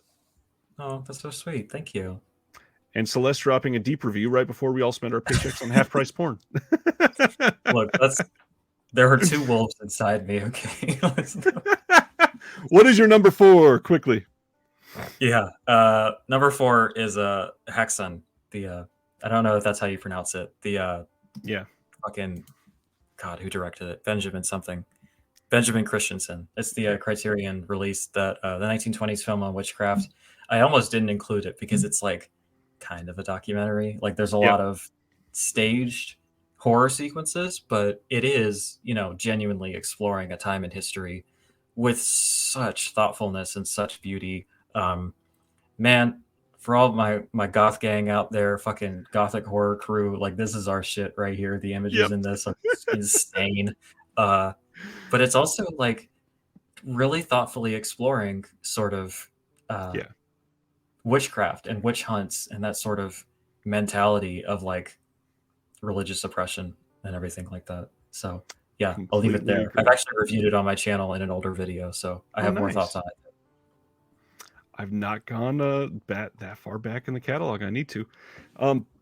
Next one, most people that have they were in like the early stages of Netflix streaming have already seen this, so I will just say a couple sentences. I don't know why, but I loved Hero Dreams of Sushi. The dedication to craft in that movie, it is beautiful and inspiring, and just something that is so easy to get lost in finding yourself some sort of passion that you can dive into with that sort of dedication. And yeah, I'll leave it there. Yeah, it's so good. It's great. Number 3. All right. Number 3 is Jesus Camp, directed by Heidi Ewing and Rachel Grady. Oh, Jesus fucking Christ, this film. There's no way I could talk about this concisely with how personal it is to me, but let's just say that watching this film the first time I saw it, it was scary because it was like, wow, this is what could happen. And watching it now is like, oh, this is what did happen. And they told us explicitly over and over again what they wanted and their strategies for getting there, and we still let it happen. So that was sobering and terrifying to rewatch. But the images and the sequences in that will stay with you. I will just say as a closing comment that this is not as fringe as you think. I would wager that at least 30% of the country is on board with this kind of thing. It's insane. So yeah, some light traumatic fare for all of us here. Jesus Camp. If you want a short primer on mine and Celeste's feelings on stuff like this, watch Celeste's discussion with me from last month as we talk about religious trauma and how we process that through film. Yes. My last 3 are actually all on Boutique Blue releases, and I'm gonna try to go as quick as possible because a couple of these are way more personal than I expected. So my number 3, I don't know why. The Killing of America from Severin. This documentary hurts, period. The fact that there is so much of this that is still so relevant today, and how much we are in a society built around violence and still just crushed by guns, and the fact that my kids have done more lockout training situations than I ever dreamed of them to try to do is terrifying. And yes, our media is so infiltrated with a lot of this, and this is from 42 years ago that they released this, and now we're inundated with in one day we all got to see the released video of Paul Pelosi getting his face smashed in with a hammer, and a black man in Memphis getting literally murdered by 4 police officers. It is a terrifying world, and the violence that we see every single day is hard. But the fact that you can watch this and realize in 42 years that we've done literally nothing about it is depressing as hell. I never heard about that before. I need to check that out, or maybe I shouldn't. I'm so upset about all of the things you just mentioned. It's hard for me to watch that stuff. we don't need to get into my thoughts on guns, but it gets me in trouble with fellow leftists because I hate them so much. But yeah. I understand. What's your number two? My number two is something that I watched actually semi recently, and it shocked me how much it blew me away. This film is not yet rated, by the way. That was on my honorable mentions list. That thing is It is incredible. very good. But my number two pick is Waltz with Bashir, directed by Ari Folman. I don't know if you've seen it. I don't think so. I was looking at this Okay. earlier. I don't think I have. So, oh boy, this is a animated documentary film that's also autobiographical about the director's experience as an Israeli person and his reckoning with the absolute war crimes that country has committed, specifically in the massacre in Beirut. The way that he approaches this, and the way that the animation is done, it's just one of the most powerful things I've ever seen. And I saw a lot of people giving it heat because it was like, oh, the oppressor just making excuses and like doing a woe is me about how he feels guilty about oppressing people. I don't think that that's true at all. Like, I think that this is an honest and a deeply affecting, like, rumination and meditation on how to move forward when you know that you have caused such great harm. Which kind of ties into what we were talking about earlier, except this is like from the perspective of someone grappling with that guilt. And it is just such a powerful accomplishment. He kind of goes through and shows himself like interviewing the people that were involved and the people that he was in the army with. And it's just, yeah, I don't know. I can't do it justice. You just need to see it. It's so good. Interesting. Yeah, I like I said, I read this on a list earlier because there's so many documentaries. It's hard to just keep track of them in your head. So I was trying to make sure I was capturing all the ones I wanted to, and I came across this, and it sounded familiar, but I'm not sure. Number two, I think just objectively might be one of the best made documentaries ever. So I had to include it, and that is a film that got a Criterion release, Hoop Dreams. I'm not even like truly a sports person anymore. I used to be when I was younger, but the way Hoop Dreams is crafted and shows the disparity of class and how poverty can affect people and how kids outside of Chicago are, built in the era of Michael Jordan to worship basketball, and seeing two kids progress in a way that you can't help but root for them. And so many just depressing things happen because they're real people and they don't come from a home that is infiltrated with just tons of money.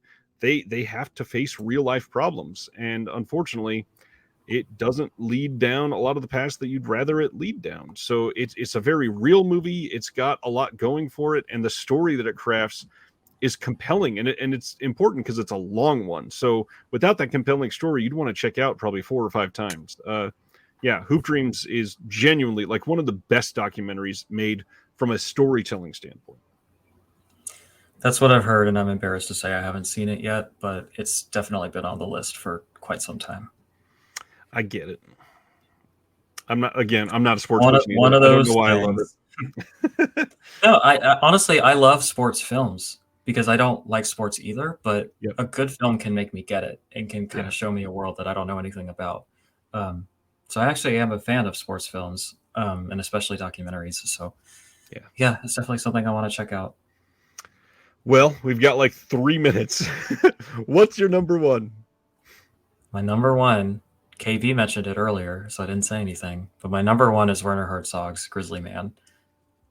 I mean, it's my number one, so you can guess how much I love this, but it is something that stays with me always. Oh no! I wanted to screenshot it. I didn't realize that many people would subscribe. Stop liking me, people. Damn it. All right. It's fine. That's cool, though. I didn't realize that I hit that. Nice. Anyway. Hey, congrats. I'm all flustered now. Okay. Fuck. Grizzly Man. Grizzly Man. It feels like it's a part of my person at this point, how much I've thought about and can relate to elements of this film. Okay, so one of my very earliest in-depth analysis videos is on this film because I listened to a podcast about it and I just couldn't stop thinking about it again because I had seen it and I was like, I'm pretty sure that that film is perfect and I love it so Yeah. much. But then when I listened to the podcast, I was like, I just have to watch it again. And I watched it again and I couldn't stop thinking about it for like the rest of the night and the rest of the day. And I was like, I just have to write a script about this. Um, so that video is up there. I think it is my least popular video on my whole channel, but like I think the analysis is good. The video itself is not as good because it's one of my earliest attempts, but I think it holds up okay. So if you really want to know my full thoughts for like 16 minutes or whatever on Grizzly Man and how much I love it, that video is out there. But yeah, it's really special. It's a good one. It's one that if you have not seen it, you probably should look into Grizzly Man. It's been a long time. I need to rewatch this one. My number one, I'm only going to say is number one because right now it's the one that I keep going back to as just infiltrating my thoughts over the last year or so, and that is Mm-hmm. Dick Johnson is Dead from Oh my 2020. god, it's good. It is such a delightful existential crisis, and um, yeah, this one's hard to explain because it is It a is. woman. It's a woman filmmaker that is coming to grips with the fact that her father is literally in the process of dying, and as you're watching this whole film, you become connected to this person, and you're just counting down the moments till the end of it until he is no longer passed or has passed away. But the story takes you multiple places, and there might be some twists and turns there. The way he acts out multiple ways to die is amazing. Yes, I love this movie, and it is such like a happy way to deal with the idea of death, and it's infectious in that it's very difficult to watch this and not feel like supreme bliss and yet immense sadness all at the same time. Um, yeah, love it. I see Will commented American movie just barely didn't make my list. Like one of the best movies of all time. Uh, So good. Absolutely would have made my list. If like any other night of this week, it probably would have. But yeah, Mhm. it's not in those five for tonight. And I think a lot more people know about American movies. So some of these I wanted to make sure that people had heard or discussed because American movie has gotten some of that over the last 6 months or so. Do we have time for me to rapid fire throw out a couple of honorable mentions? Please, yes. All right. This one just barely made it. I decided to go for Battered instead, but Spellbound is a documentary about a very high stakes spelling bee that these children are competing in. It is the most delightful thing, among the most delightful things I've ever seen. I love it so much.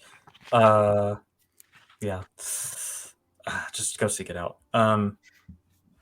Won't You Be My Neighbor is really great. That one was really moving. Blackfish is really powerful and really important. This film is not yet rated. Really opened my eyes to a lot of things when I saw it when I was younger. I mean, that was just kind of like a mind blowing thing to see.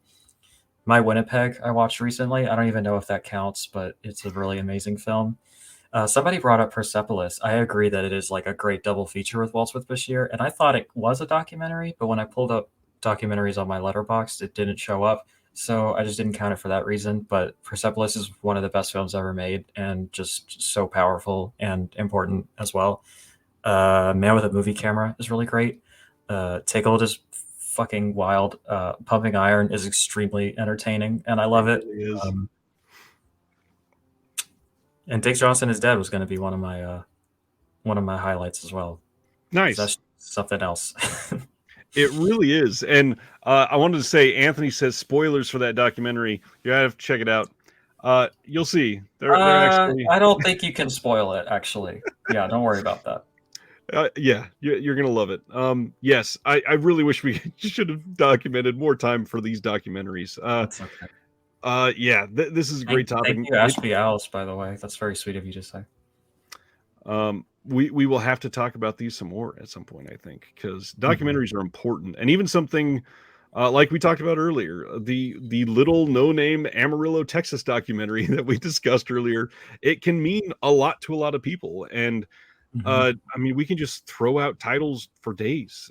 Scream Queen, one of my favorites from the last few years. Oh shit! I meant to mention that one. That one is so good. It's yeah. That was also a undercard pick. It's just fucking amazing. Like people go watch Scream Queen and go buy that disc. Yes, it's a wonderful disc. Okay, so porn. uh, Porn. Vinegar Syndrome. So let me zoom in here so everybody can see what we've got going on tonight in just what's the countdown? Just under 5 minutes.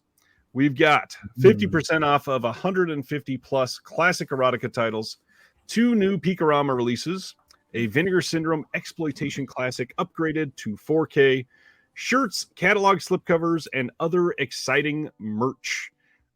First off, we were talking about this in the Discord earlier. What is your feeling on some of these old school classic erotica titles? Yeah. So I am a person who will defend them, and I am a fan of them. And depending on the title, I will defend them like as art and as legitimate films and as legitimate, sort of artistic expression.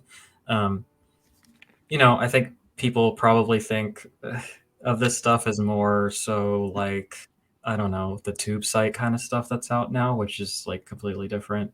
But these are like legitimate films that were put out in theaters and shot on film and There, everything like that, you know? yes, And a lot of them, like, sometimes it's clear that the story is just window dressing for, you know, the naughty bits, but sometimes you get a legitimately fascinating premise that is explored, um, and more taboo subject matters that are explored because, like, all bets are off at that point anyway. So, uh, yeah, I think a lot of people like uh, Roberta Finley, is that her name? yep. She did a lot of hardcore titles back in the day because like you find it's sort of like exploitation at large too, where you kind of find a lot of marginalized people working in those spaces because they've been boxed out of the mainstream. Um, I don't know. I'm just always going to be a champion for like weirdo art and like fucking degenerate art, So I'm a fan of it. I'm not as into it as maybe I should be to be the guest panelist on this, but I have a couple titles and I've seen a few of them. The most recent ones I watched were the Lost Films of Herschel Gordon Lewis, and those are fucking garbage, but they are there, and I will maybe defend the first two, maybe not the third one, but yeah. So I mean, even you say you're not the best guest. I'm not the best host for this necessarily. I've watched some of them. I've not watched a ton of them. I do want to caution. There's a lot of people that will genuinely shame others that are into these Yeah. films just because they are adult titles, and that makes no sense. Especially not that these are better and we need to look down on people for tube sites or anything, but for these, a lot of them are very story based and they're rooted in actual art. So to put them down as just erotic wank films, it's not even like that. Like a lot of these are not, Yeah. a lot of them are not even like very erotic at all. Yeah, um some of them are like actively not erotic, but yeah, also like just to be clear, I'm not out here shitting on tube sites. Like, I'm a fan of that when the time comes, but it's not filmmaking, I guess is what I'm saying. right. Like they're i not wasn't i wasn't talking films about that you. should have a letterboxd entry. There is a lot of people this week leading up to the adult film sale that are shitting on people just for wanting to watch adult titles, and that doesn't make any sense to me. Yeah, it's a lot to open that box, especially when it comes to censorship and making sure people are ethically paid and handled in a lot of these things that you're watching and all that other good stuff. Vinegar Syndrome. They have a wide swath of types of titles that you can buy that are listed under classic erotica. Everything from the weirdness of corruption to stiff competition, the blowjob contest movie. Yeah, they've got a lot of interesting titles and at least a handful that I can recommend. But at the same time, these tend to be very much more like individually. They're less they're less simple to recommend to a big group of people than most Sure. films. So yeah. Just real quick, let's see if I can do it in 30 minutes. Sorry. I wanted to highlight Ashby's comment and Anthony's comment because I totally agree with both of them. Ashby, I mean, Yes. you're just right. I don't really have much to add to that. You're just straight up right. And then Anthony, I'm so glad you brought that up because that's something that I meant to say. I am really a firm believer that it is only because of our hyper religious puritanical society that sex is like its own thing. And if you just show sex in a movie, suddenly it has to be in a separate category. Like we don't have that for anything else, even like gratuitous violence. So yeah, I don't think that sex should have to be this like Here we marginalized thing. go. Okay, let's see what they got. Massage Parlor Murders in 4K, like I guessed, and All That Is Man is kicking himself because I won the bet there. Peakorama, The Double Exposure of Holly, Peakorama, Body Girls, and Let's Get Physical. And then we have catalog slipcovers for A Woman's Torment, which I will highly recommend. Great movie. And her name was Lisa. And those are both really nice. We have, wow, a Hot and Saucy Pizza Girls VHS. That will sell out quickly. Vinegar Syndrome VS Logo Vincent 10 Valentine's Day shirt. A Cranial Vision VS 10 year anniversary edition shirt. They got a hoodie. That is the first time they've had a hoodie in a while. Interesting. And it's a zip up. Wow, that's a nice color too. And then on top of that, they have this VS Press Cranial Vision 10-year anniversary holographic black lava ghost skull screen print. Only 58 left already. Interesting. And then we got VHSs for The Erotic Adventures of Candy, Candy Goes to Hollywood, and Vampire Hookers. Wow. This is crazy. Massage Parlor Murders on 4K. Have you had a chance to see that one yet? Oh, you are muted. My bad. Is that an adult title or is that just a regular exploitation? It's a regular exploitation. This is the one that came out in their first year that they upgraded to 4K. Okay. Yeah, I've heard mixed things about it. I have not seen it myself. I am peeping this hoodie, which is pretty nice looking, honestly. Yeah. And I like the Valentine's Day shirt too. Massage Parlor Murders has a new commentary with Sam Deegan. Ooh. That is we love Sam Deegan. The Double Exposure of Holly. Not going to be able to show a lot of the pictures on this, unfortunately. I was going to say, I don't envy your job showing this stuff live. Let's see. Yeah, be careful here. The back of the slip says, you don't have to be rich to be perverse, but position helps. And then this one has newly scanned and restored in 2K, and it has a trailer and alternate soft scenes. And that is it for extras. Huh. Interesting. I kind of hoped for more there. The other one, Body Girls and Let's Get Physical. This one is a double feature, 168 minutes combined. This is newly scanned in 2K from the OCN, and then an interview with Bob Chin, the writer and director. Bob Chin has quite a few out on Vinegar Syndrome. So this is the one that was heralded as the Vinegar Syndrome, I think they said couple director. All right. And then, yes, A Woman's Torment. Highly recommend this one. Celeste just brought up Roberta Findlay. This is a Roberta Findlay title. Yeah. This is a snuff tribute to Repulsion, and it is very good. Very, very good. There is a commentary with Roberta Findlay on it as well. Nice. Nice new catalog slip. And then her name was Lisa. I have not been able to see this one yet. Any recommendations for Her Name Was Lisa? I don't know this one either. Some cool artwork. Will tried to say, I don't think Massage Parlor Murders needs to be on 4K, and then he saw Sam Deegan's name. What's going on, Max? No Caligula, Stan.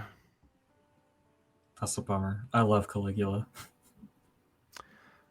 Will says, I teach A Woman's Torment sometimes. I'm always sweating when I hit play because I'm paranoid that I select the hardcore version rather than the softcore that's on the disc.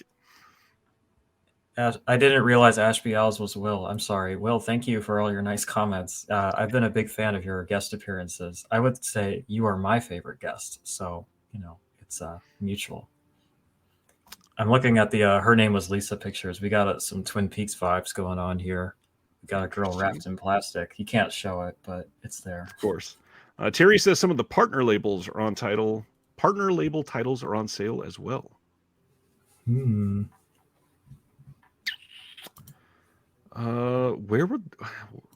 Is that just because you know the prices? Where are you finding that, Terry? Or which ones? Viva Erotica is on sale. I think that was a canny release. Yep,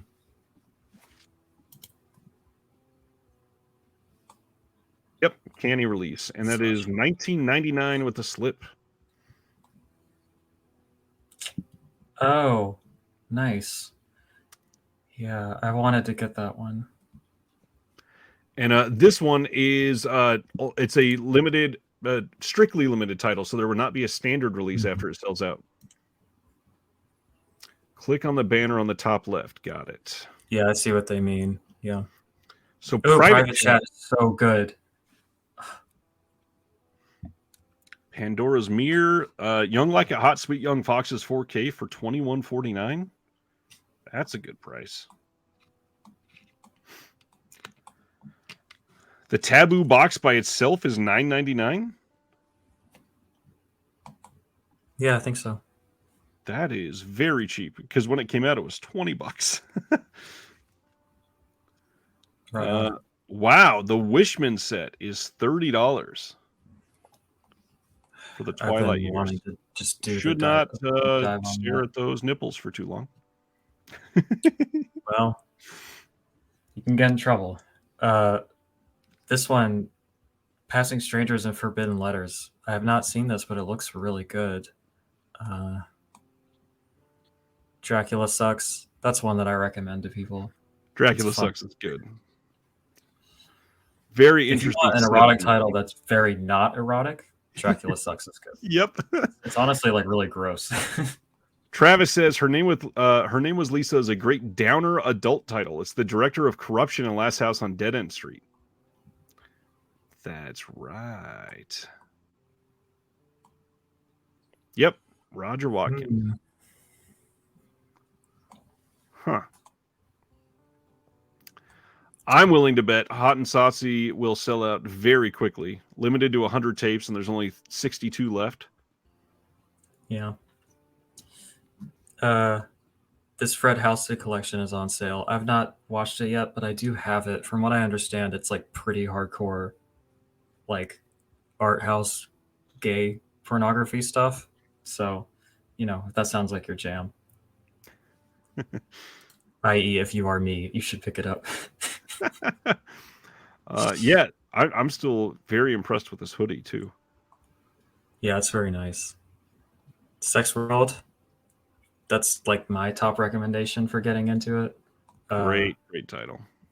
I see Naughty Victorians is on here. I snagged that when it was accidentally $10. I still haven't watched it yet because I have a embarrassingly large box of stuff to go through, but that's one of them. 9 Lives of a Wet Pussy. That is a classy title if I've ever heard one. Yes. I will recommend Malabimba. I believe Malabimba is on sale at the moment.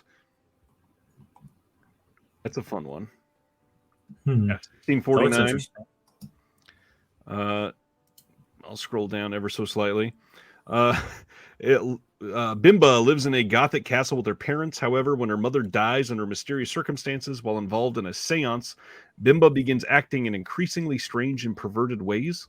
With her father at a loss for what to do, he invites a beautiful nun into the castle to try and get her under control. However, the sister soon suspects that Bimba has become possessed by an insatiable, sex-starved demon, which will stop at nothing, including murder, to fulfill its depraved and unholy desires. Man, that sounds tight. And to maybe one-up this has an audio commentary on it, all featuring Sam Deegan, Heather Drain, and Kat Ellinger at the same time. a heavy hitter for sure. The gang's all there. Man, this looks cool. It sucks that this slip is sold out. Memories Within Miss Aggie is wild. That's a good one. Nun Porn sold. Is Come With Me, My Love good? I have not seen Come With Me, My Love. Oh, it's that other Picorama. Got it. This one, yeah, this was a fairly recent release, I believe. And it sounded good. That's the Doris Wishman one, I think, right? Yes. Yeah. Yeah, so I've not seen those two from Doris Wishman, but I have wanted to see it. Liquid Assets. Very subtle titles, as always.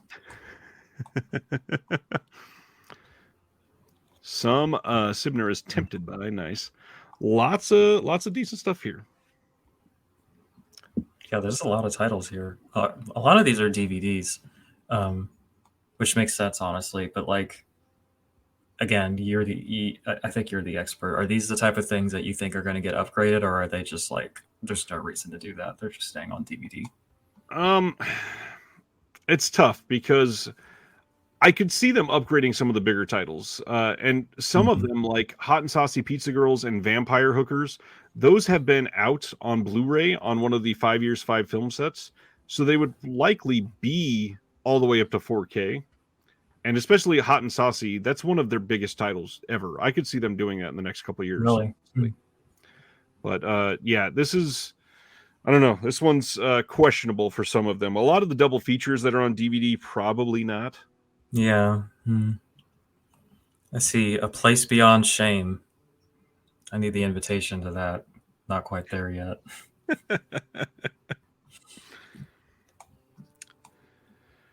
Yeah, I agree with Will, though, about Massage Parlor Murders. I don't know that it needed 4K, but I do like the novelty of the it's one of their first titles that they put out on Blu-ray. So now they're upgrading it 10 years later. That's what got me to buy the Herschel Gordon Lewis set, and I already sold my copy, so that was quick. Good job. Yeah. Succula. Right on. Little on the nose, huh? Trashy Lady. It's not very nice. I don't know, maybe. Corruption. Yeah, this is one that I'm interested in because it looks like really depraved. I still think everybody should watch Corruption. Corruption is very good. It is like, I know this is a cliche and overused word, but it is rather Lynchian. Ooh. Yeah.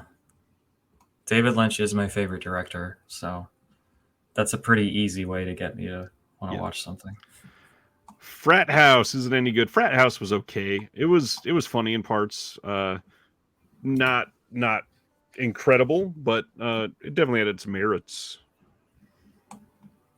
That wasn't selling. The title on here called Oriental Babysitter. The sort of sensitivity you can expect from some of these titles. Yeah, not something that great tours were known for. Travis will second the Corruption love. Thank you. Dead Sea Life wants to highlight Sherlock Holmes. That's pretty good. All right. So I don't know that I'm seeing anything that I need right now because I think this stuff stays in stock pretty okay. Yeah, a lot of the when does the sale end?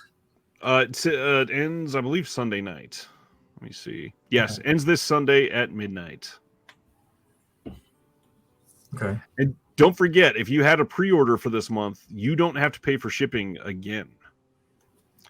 So if you bought any of the partner titles or the VS titles for February, you have already paid for shipping, so you're good to go.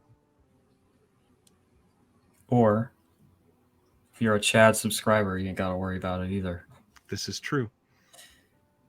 I double-checked it to make sure I wasn't crazy. The sale is ending before Valentine's Day. That's interesting. It is, yes. I think that would be the last day. Huh. Vinegar I want Syndrome to is highly pretty strict on recommend. their whole weekend thing, though. Yeah, interesting. Lawrence of Arabia. That's funny. I want to really recommend Private Chat. That shit is so good. It's really out there, and it's very like sexually explicit for like a sort of mainstream type of film, but um, both the male and female leads are like extremely hot, so it's a fun time. Hmm. Julia Fox is in it.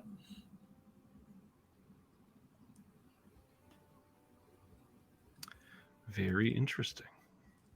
I think. Have you seen that one? I thought I saw you had it on one of your updates.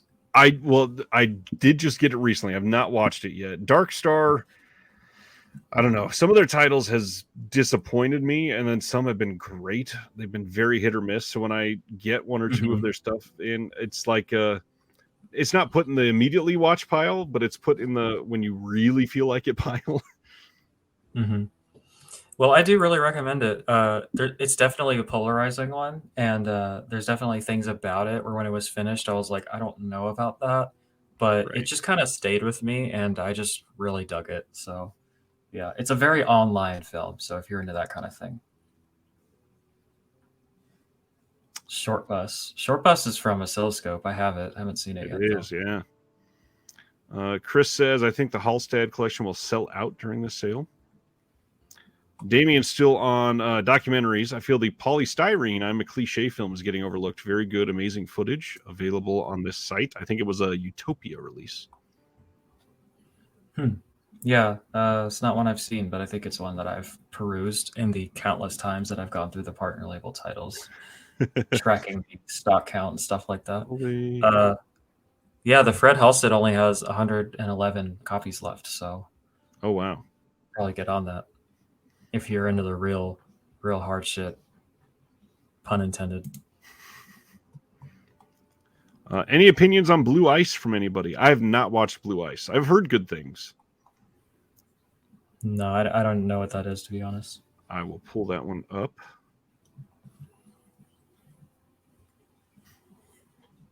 So this still has the slip because it was released as one of their archive catalog slips. This is San Francisco private eye. Ted Singer has just been hired by a wealthy eccentric played by the man Jamie Gillis to find and procure an ancient and mysterious book which reportedly has the power to grant anyone who can open it the gift of eternal life and power. Unknown to Ted, another group of individuals are also searching for the priceless artifact, a secret group of escaped Nazis who are hoping to use the book to take over the world. Fast-paced and clever erotic thriller.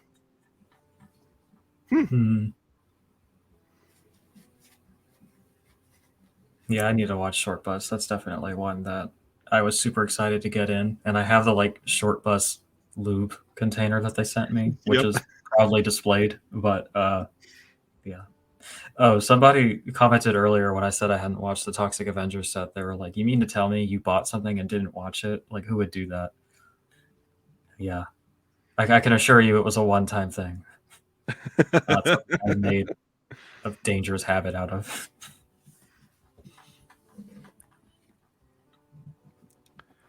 Blue Ice delivers on the WTF end of things. Interesting. Now, is that one? I didn't see. Let me look it up real quick. Is that one a Picorama or is it like a? I don't think it is because it was before they were doing the Picorama insignia on the side. But it is technically listed as a classic erotica, so it's only $17.49 right now. It's got Jamie Gillis, so it had to be. Melt the screen. Looks fun. I like this color palette. It's directed by the director of Dracula Sucks. And Ron Jeremy's in it.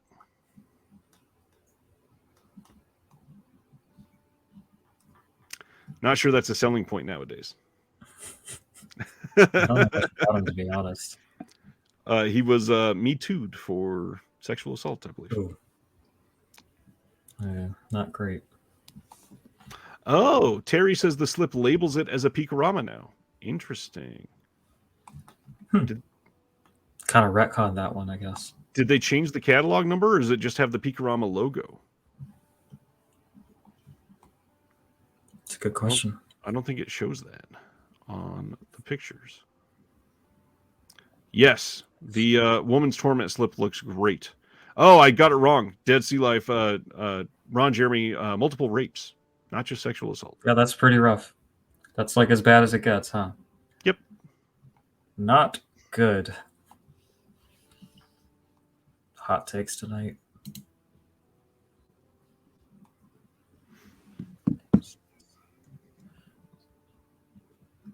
Looking at Vivo Erotica, there's still quite a bit of copies left, but I am nervous about it since they're not coming back in any capacity.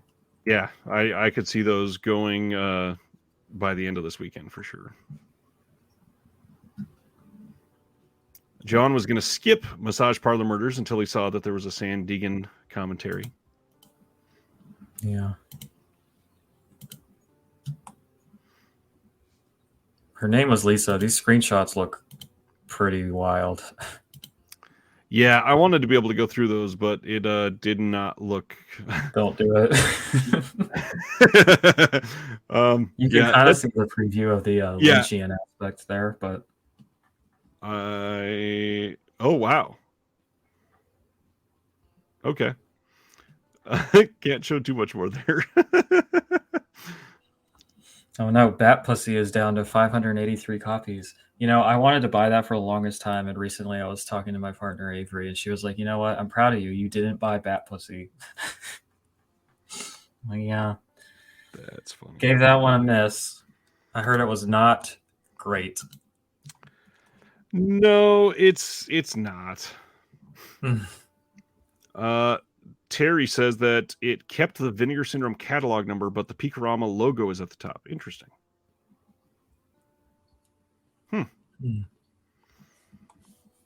Oh, for Furry Sexualis. Isn't that oh gosh, that was a big director, isn't it?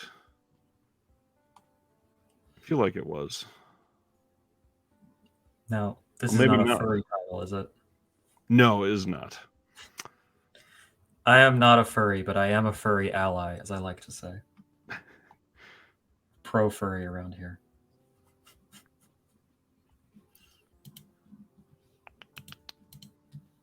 I haven't seen any of these, so I feel like I've gotta fill dead air with bad jokes or something. Yeah, same here.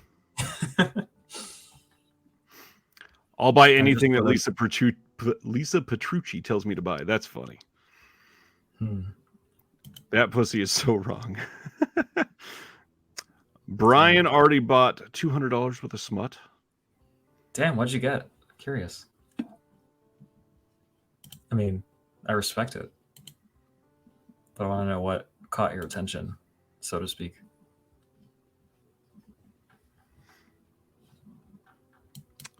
Yeah, these two catalog slips are tempting me. I mean, maybe not right now, but at some point. For ladies and gentlemen over 21, A Woman's Torment. That's very inclusive language. I appreciate that. Have you seen A Woman's Torment yet? Actually, it's not really. No, I haven't. It's pretty good. I actually think you'll like that one. I haven't actually seen Repulsion yet, so I'm the type of person where I feel like I'd have to see that first, but yeah. Yeah, I get that.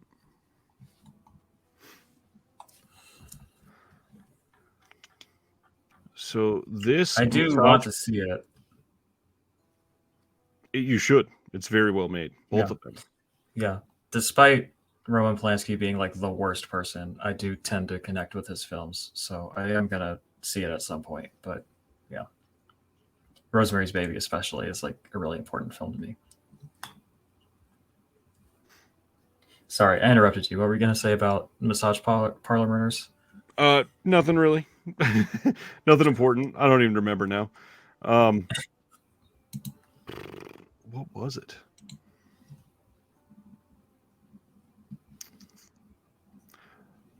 I don't know. Yeah. Rip. Sibner, there's more Bush in here than a 90s RNC convention. That's a good line. Mm-hmm. Yeah.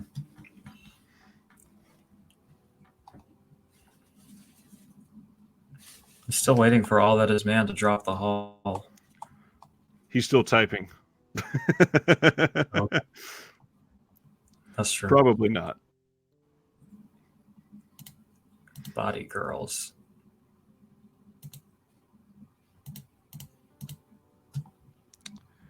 The Double Exposure of Holly. This is one I've never even heard of.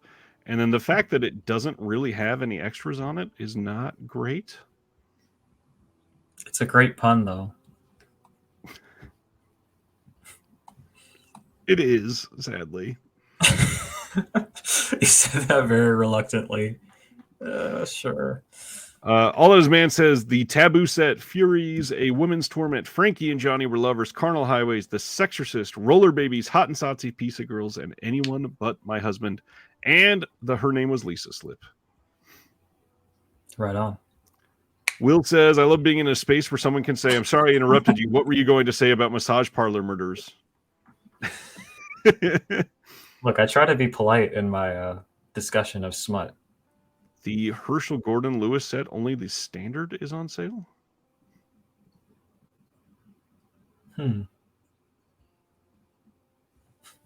So the slipcover is $20.99 and the standard is $12.49. I wonder if that's because the slipcover is really nice. Is brand new. That just came out in November, I think. That's probably why.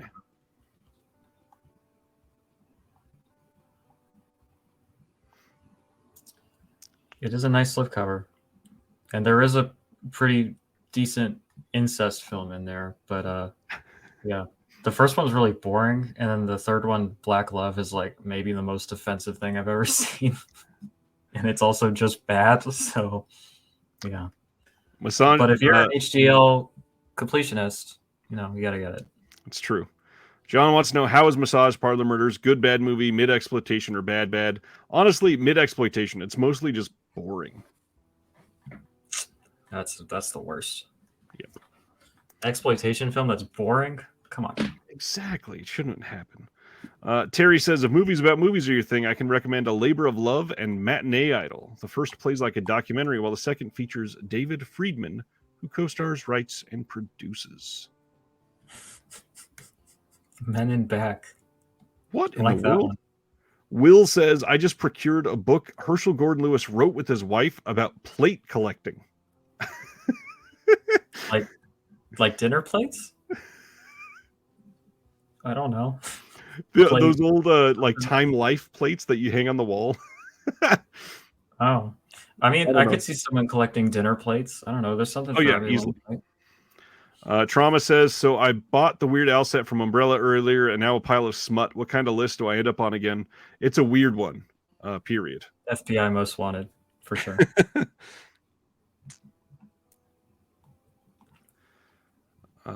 So the Double Exposure of Holly is from 1976. Wow.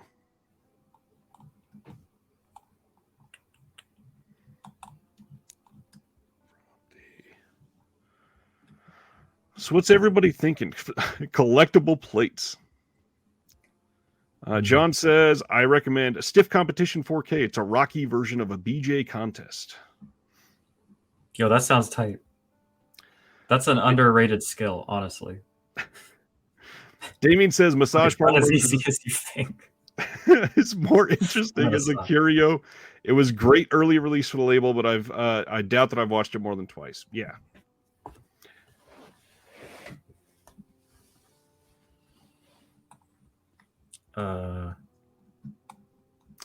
Sibner says the trailer for Double Exposure of Holly looks bad. Is there nudity in the trailer? Can I show it? Stan really wants that book. Some fast tab switching if you want to try that one. You know what? I could play it real quick on my end, and I could like kind of tell you if there's anything. Well, Sibner's pretty active. I'm sure he'll tell us in just a second. All right. Because if it's that bad, I kind of want to watch it. He said, I think you can. And I happen to be on that tab already. All right, here we go. Oh shoot, is sound on? I'm not sure. Better get your safe for work tab at the ready just in case.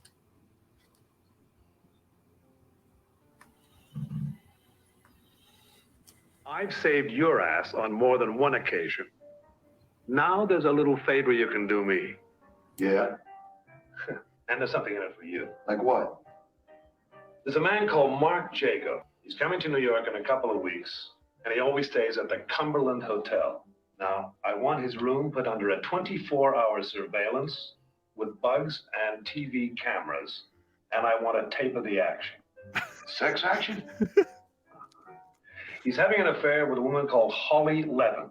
Now, he'll do anything in the world to protect her. She's married and she's rich. What's in it for you? Revenge. The lady's a bitch. She double-crossed. I want her screwed, her boyfriend screwed, and our marriage busted. All I know, Mark, is that you started something that you are not man enough to finish. Hey, don't talk dirty. How much you got? We've My got favorite enough. Smith song. Hey, I'll tell you when you got enough. Where are you going? I'm going to the hotel. I'm going to find out what's going on. Oh, no, Nick, you're not going anywhere like that. Who's going to stop me? There's too much involved. I don't give a shit. Get out of my way. Please, Nick. Wait a minute. I'm not exactly unattractive. Oh, but you are. Exactly unattractive. I don't know what you're talking about. That looked like a masterpiece to me.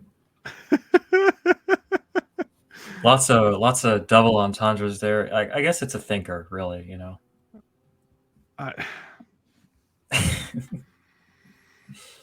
Oh man. Mm. The pun in the title so much worse now. Ugh. Yeah. Juilliard trained actors. This sounds like the movie that Kevin McAllister played to scare the robbers. Mm. Wow. Yeah, that was not great. Like a lot of the other films, they tried much more. Mm-hmm. You know, sometimes 3D Blu-ray rental gets these in. These might be rentals. Anthony says, I don't give a shit. Get out of my way. I got to buy a copy. Have at it.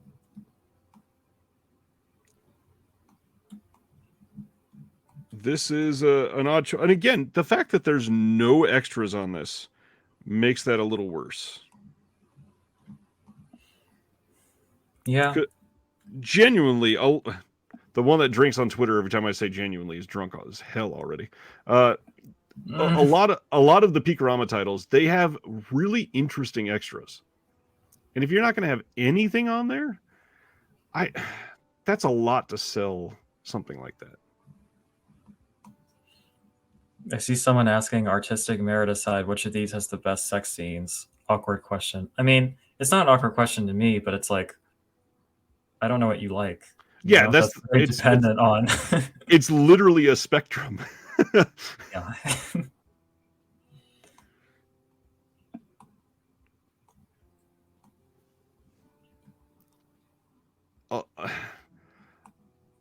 Stiff Competition is not terrible for that. There's a few others that are pretty well done, but not great. So yeah, it's hard.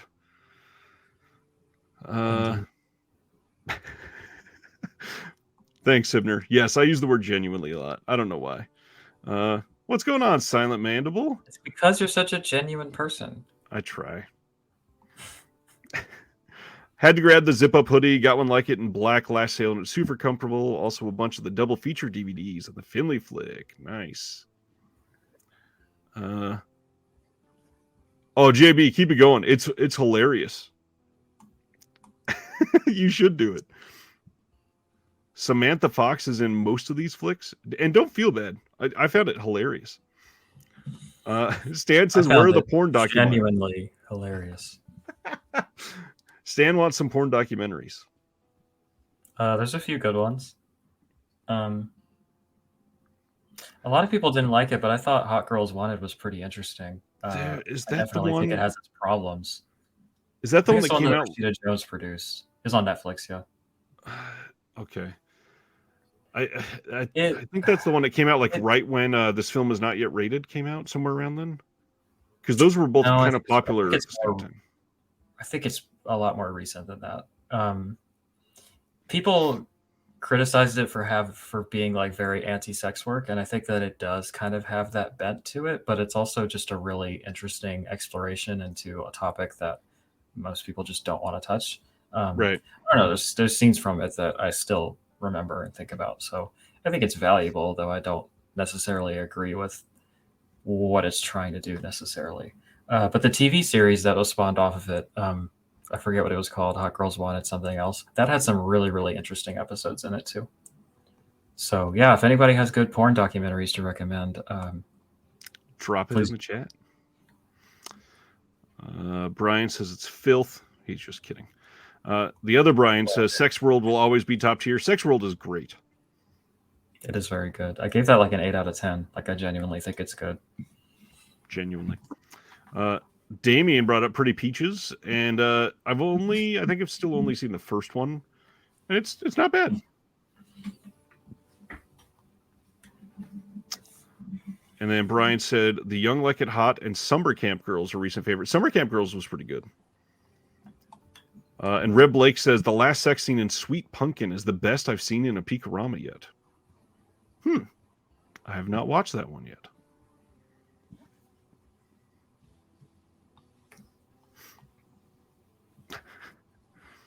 Absolutely yay on Stiff Competition, Anthony. Yeah, I'm thinking about getting it too. It'll last till another sale, but it's not going to get cheaper. That's the hard part. Yeah, it's the hard part. Mm. We should have a counter on that pun. Oh, and yeah, this one's 4K. So yeah, that's crazy. When did this one come out? Oh my god. I want to say like June of 2021, maybe. Oh, interesting. In 4K? Yeah. Oh, okay. 4th annual World Championship suck off. Stiff Competition. That was released. Oh no, I was way off. April of 22. Okay. Damien says bat pussy is anti-porn. This is true.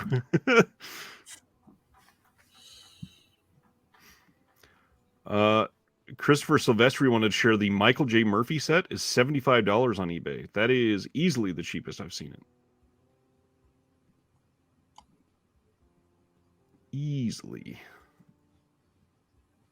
That one, Dragoose, I don't know how to pronounce it, but it looked cool. It had interesting artwork. Yes, this one is quite a bit slept on. This one, I think this is one. When did this come out?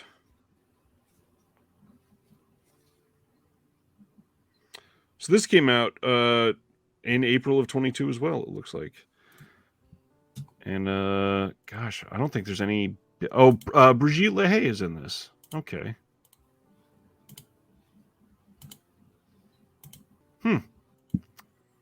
Yeah, I don't remember a lot about this one.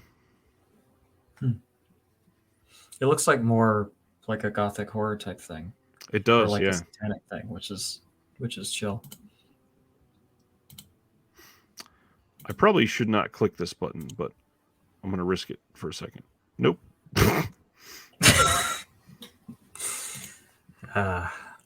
What can you do? Wow. The Hot and Saucy Pizza Girls VHS is down to 4. Chris, supposedly we are not getting the original Debbie Does Dallas at all. I think it was Justin and John from Vinegar Syndrome himself both said they don't like the original Debbie Does Dallas. Damn. I'm just looking at the screenshots for Stiff Competition, and it just looks amazing. I assume I can't show them? No, not at all. It's not as bad as you think, but YouTube is not gonna No, be stoked about it. So it's full of prudes. yeah. God forbid someone see a female presenting nipple. Think of the damage. Will Gish is here, and he says, "Do they dislike Debbie, Dallas, or doing?" That is a wonderful question. Debbie 3 is the best one, says Neil. What's going on, Neil? He's here live irregularly, so it's nice to see you. Just like to point out that it's almost 1 a.m. when we're all looking at porn together. Well, kind of. I stopped venturing in because there's a lot of stuff I can't show in a lot of these. How many people are here right now? I mean, this is an Still important 60. bonding. It really is. So Hot and Pretty Saucy good. is Y'all 3 are the left real on the VHS. Damn. Yeah, the Oh. 60 of you that are still here, y'all are the real ones. Real degenerate hours here. I can't show a lot of this. I should not have clicked on that picture just now.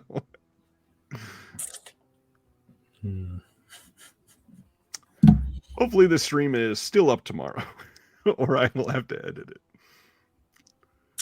Damn. You can definitely edit it. It's just a pain. Bride says she was just eating a sausage. Yeah. Anthony, it's still Thursday here for me. I'm good with that. I'm going to have a vegan moment real quick. Like, how come we can show people eating sausage but not sucking dicks? Like, Right. Sucking dick is, like, generally consensual and, like, a good time. And eating sausage involves, like, wanton murder and slaughter. Like, what's going on there? Not cool. All right, I'm done. Off of my soapbox. Oh, man. Yo, Ragnar, I totally agree. Like, what's going on there? I'm honestly surprised. I could have saw that a couple of years ago. Like when they did their first adult sale, which was 2020 or 2021, one of those two. I could have seen that easily. Or even to take it a step back, how did they not start selling Vinegar Syndrome condoms? Like, that is obvious. Yeah, come on. That's easy. Ooh, one of John Waters' favorite films is Kansas City Trucking Company. Is that up here? I knew Anthony would agree. Anthony knows what's up.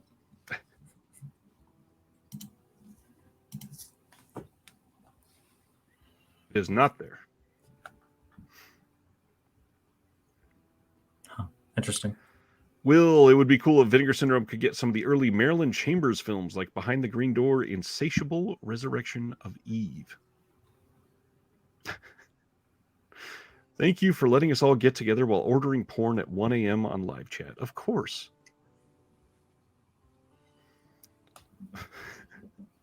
Unless it's a dead dick, like necrophilia BJs. What? Oh, Will.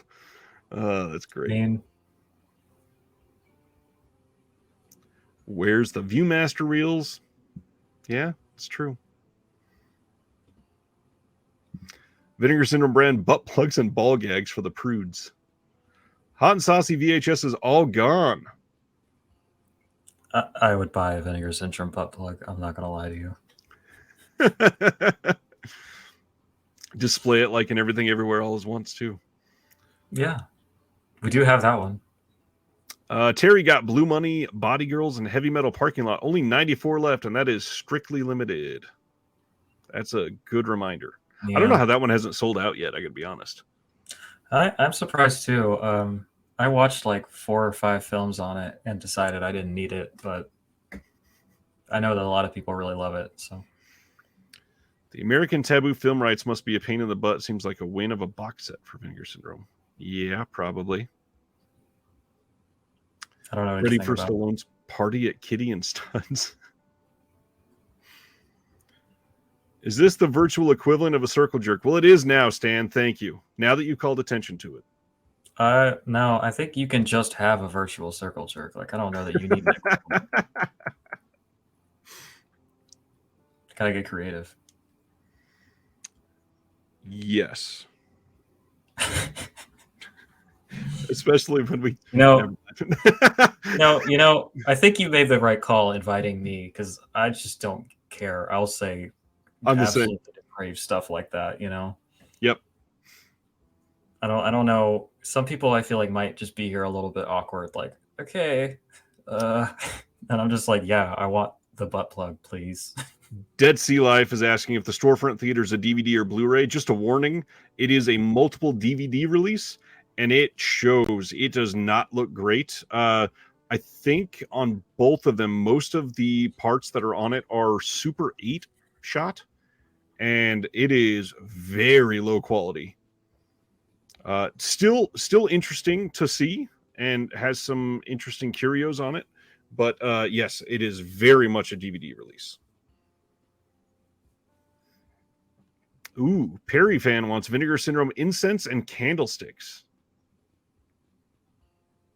Yeah, I could see some Vinegar Syndrome candlesticks doing well. that would be tight. I would buy that too. The fool is parted with their money.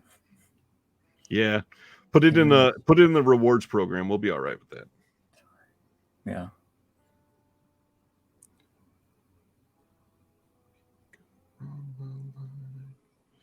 Trying to post the announcements at the same time. This is always difficult to do a stream and post the announcements.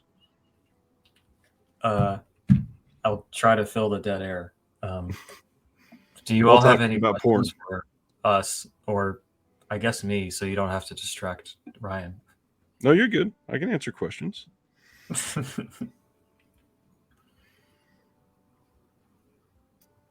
I'm excited for Biozombie. I'm excited for that whole slate that was announced. I think it sounds all really cool. Vinegar scented, maybe.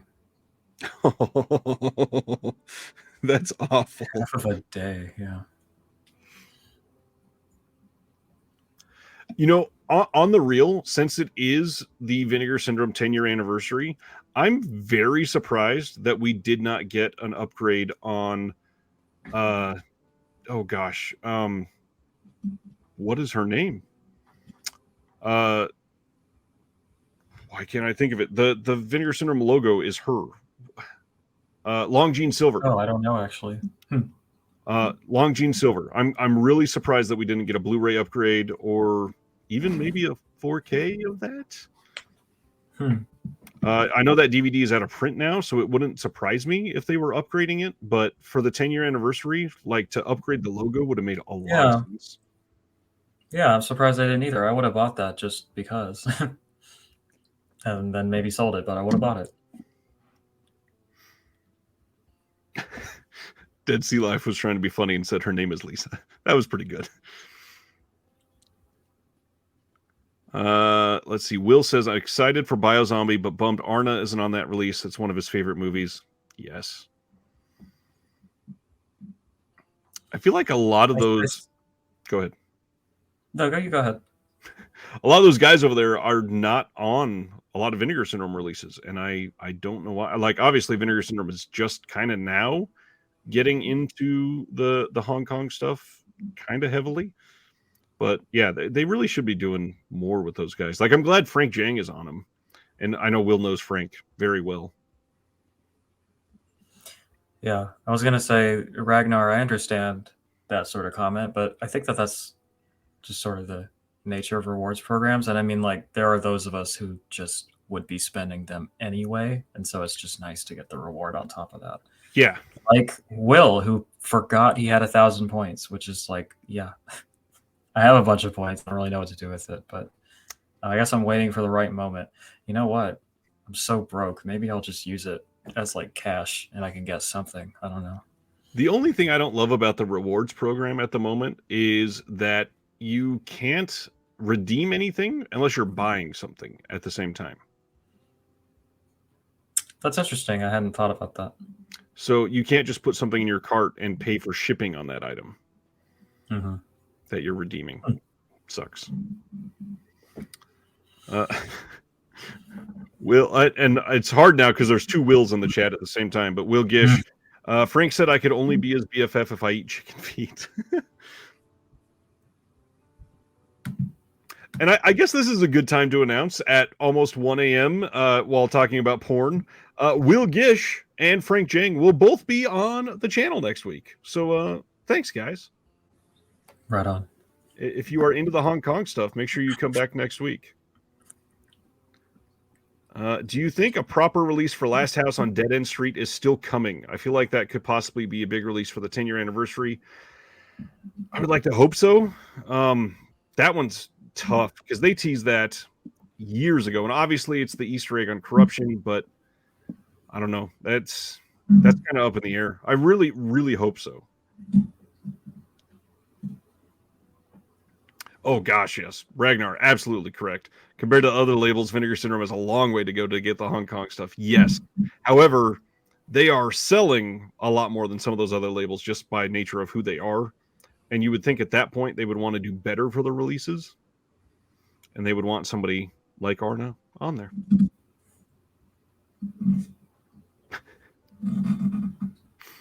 Sibner says, Memories Within Miss Aggie, A Woman's Torment and Corruption, just the most depressing porn selection for me. Yeah, that's true. No, we're on the same wavelength.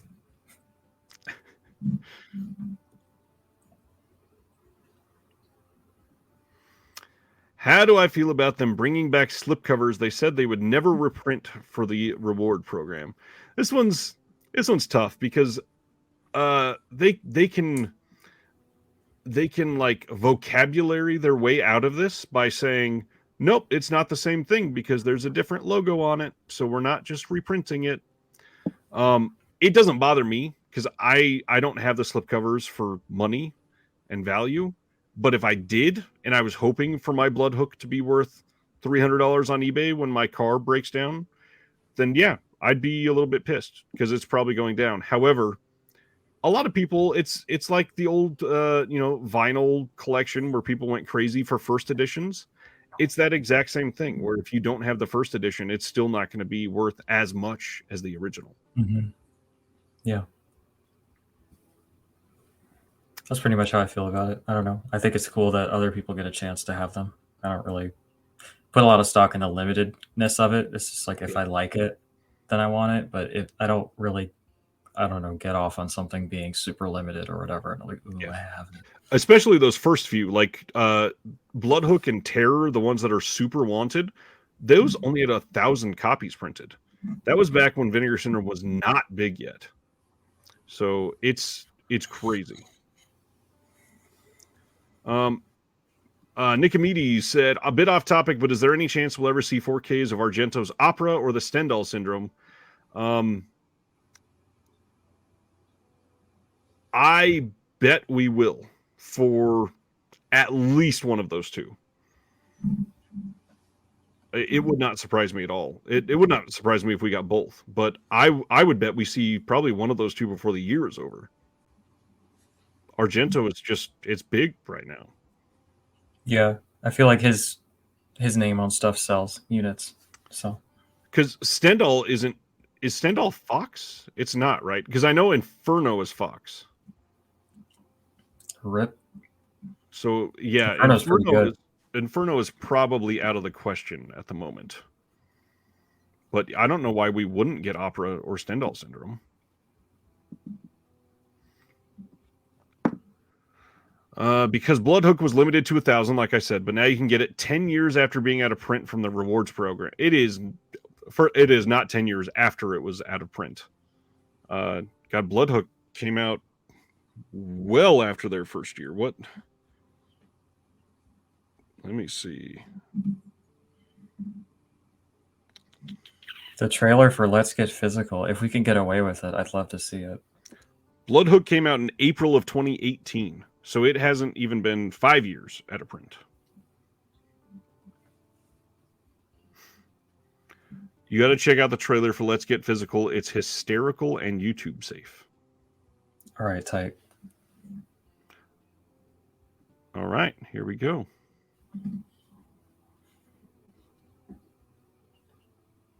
Oh, shut up, Anthony. You know I don't know anything.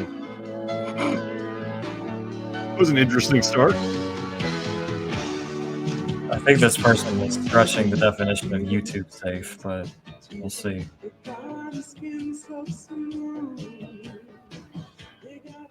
Jackie, I'd like to introduce you to Arnold Ferragamo, the celebrity head judge for Saturday's bodybuilding contest. Arnold, this is Jackie Lillet. My pleasure, Jackie.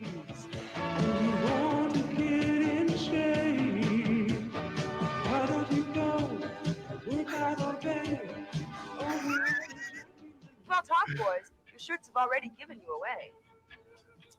Well, it seems a little not too gentle persuasion is in order here. But first, your clothes, boys. Oh, come on, lady. You must be out of your mind. Take them off. Oh, just Now. lady. Laura, you remember Arnold Ferrigno? He's built more bodies than General Motors. And he'll be judging tomorrow's contest. Maybe you could give us some pointers on our workout? Yeah, Oh, that let's line. go.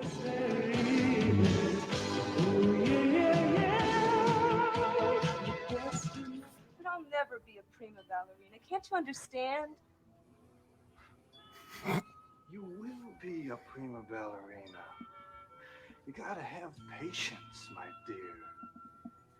I'm going to turn you into another Pavlova. Stretch. Okay, be a little bit more aware of your turn up.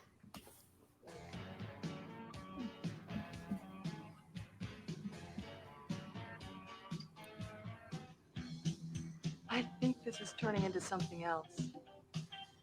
Hey, what's wrong with that?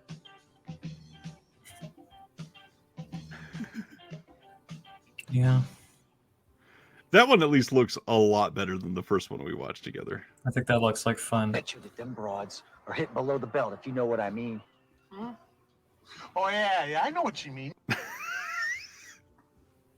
Thank you. Wonderful stinger on that. Oh man. So yeah, I know there's technically no nudity, so we're probably fine. I'm just super paranoid about YouTube like yanking my shit. Yeah, especially after they seem to just not be consistent about it. Some of the crap that I've had pulled down for no reason. Yeah, I get it. I still can't believe I had a countdown copyright striked. What? Yeah, literally, my countdown to my stream video got copyright stricken a couple weeks ago. Yeah, that's fun. Will says missed a chance at a tailpipe joke with the General Motors line. We're not seeing the whole movie. They can't keep the best jokes in the trailer. Come on. Mm-hmm, mm-hmm. Seem to remember a distributor long ago releasing hardcore porn titles with all the sex scenes removed. Okay, that's a Why? strategy, I guess. Eric says, thanks for the recommendation on private chat. Thought it looks interesting and is for recommendations. Public Affairs, Young Like It Hot, and Taboo. Nice. I hope you like private chat. It's definitely a polarizing one, so I hope I didn't lead you astray, but I really enjoyed it. There's also a bonus film on it that I haven't seen yet, but it's like feature length and everything. So that's pretty cool. Do they advertise that on there? Because I don't remember knowing about that. Yeah, it's just listed as a supplement, but like another one of the director's films is just like on there. Oh, okay. Yeah. Interesting. Annunciation from 2014. I'm pretty sure it's at least 60 minutes. I could be wrong though. Unclothed yoga videos on YouTube. I don't know what YouTube is doing these days. Honestly, it feels like they change their policy every day. Well, and it's like other like European countries, the like Wicked Vision, when they advertise their trailers on YouTube, there is just full on nudity. I don't get it. Some countries are grown-ups. I guess. A little bit, at least. All right, everybody. We probably can't just vamp about porn anymore than we already have. I hope that you have all enjoyed that. I hope that you have fun buying your erotic titles for the rest of the weekend. Celeste, thank you for your time tonight. We definitely got to talk about documentaries again, because that was like not even the tip of the iceberg. That was another Picorama pun. Yeah, I mean, I think we packed in some good info in like record time. It's difficult for me, but I think I managed it okay. I see Anthony had a good time. I'm glad. I had a good time too. I think this is the longest stream I've ever been on, so that's pretty cool. Wow, nice. Let's make it an even 3.5 hours then. Good job. I don't know if you remember off the top of your head how long our last stream lasted for the Oh, that's a good question. I can probably check. subscriber week. That might have been longer, actually. I'm not sure. Only 55 copies of Belitis left. I haven't watched it, but I do have it, and it's really beautiful artwork. So, yeah. So it was just over 2 hours. So this easily eclipsed it, almost doubled it. That's shocking to me. Happy Valentine's Day. Wonderful discussion tonight. We need a long discussion of documentaries. You know what? Maybe you and Will can come on at the same time. We have like a panel discussion on documentaries. That sounds fun. That sounds like a blast, actually. Yeah, let's do that. All right, everybody. You know what to do. Make sure you're subscribed to Celeste. Make sure that you like the stream and share it elsewhere, please. If you are interested, come back next week. I've already given a couple hints, but there's a big thing coming next Wednesday, and I don't really want to say a whole lot too more just yet. But if you are planning on being here live next week, I will say that instead of Thursday, why don't you try to be here for at least Wednesday and Thursday, because it's going to be a fun week. There's a lot going on, and other than Will Gish and Frank Jang, it is going to be an exciting one. And thank you to all the patrons of the show. This is everybody here. And I want to highlight one that was the newest before somebody got added today, and I didn't have the time to put them on the list yet. Brad Henderson from TerraVision and previously a Vinegar Syndrome is now a patron and hangs out and discusses in our Discord. So if that's something you're interested in and you want somebody with the expertise of Brad, come hang out in the Discord. Sign up at the link in the description below. Thank you, everybody. I can't imagine why there's still more than 50 people here talking about smut with us. But I appreciate it. I love this community, and I appreciate all of you. Celeste, thank you. Have a good weekend. Thank you. I appreciate it. See you later, everybody. Have a good one.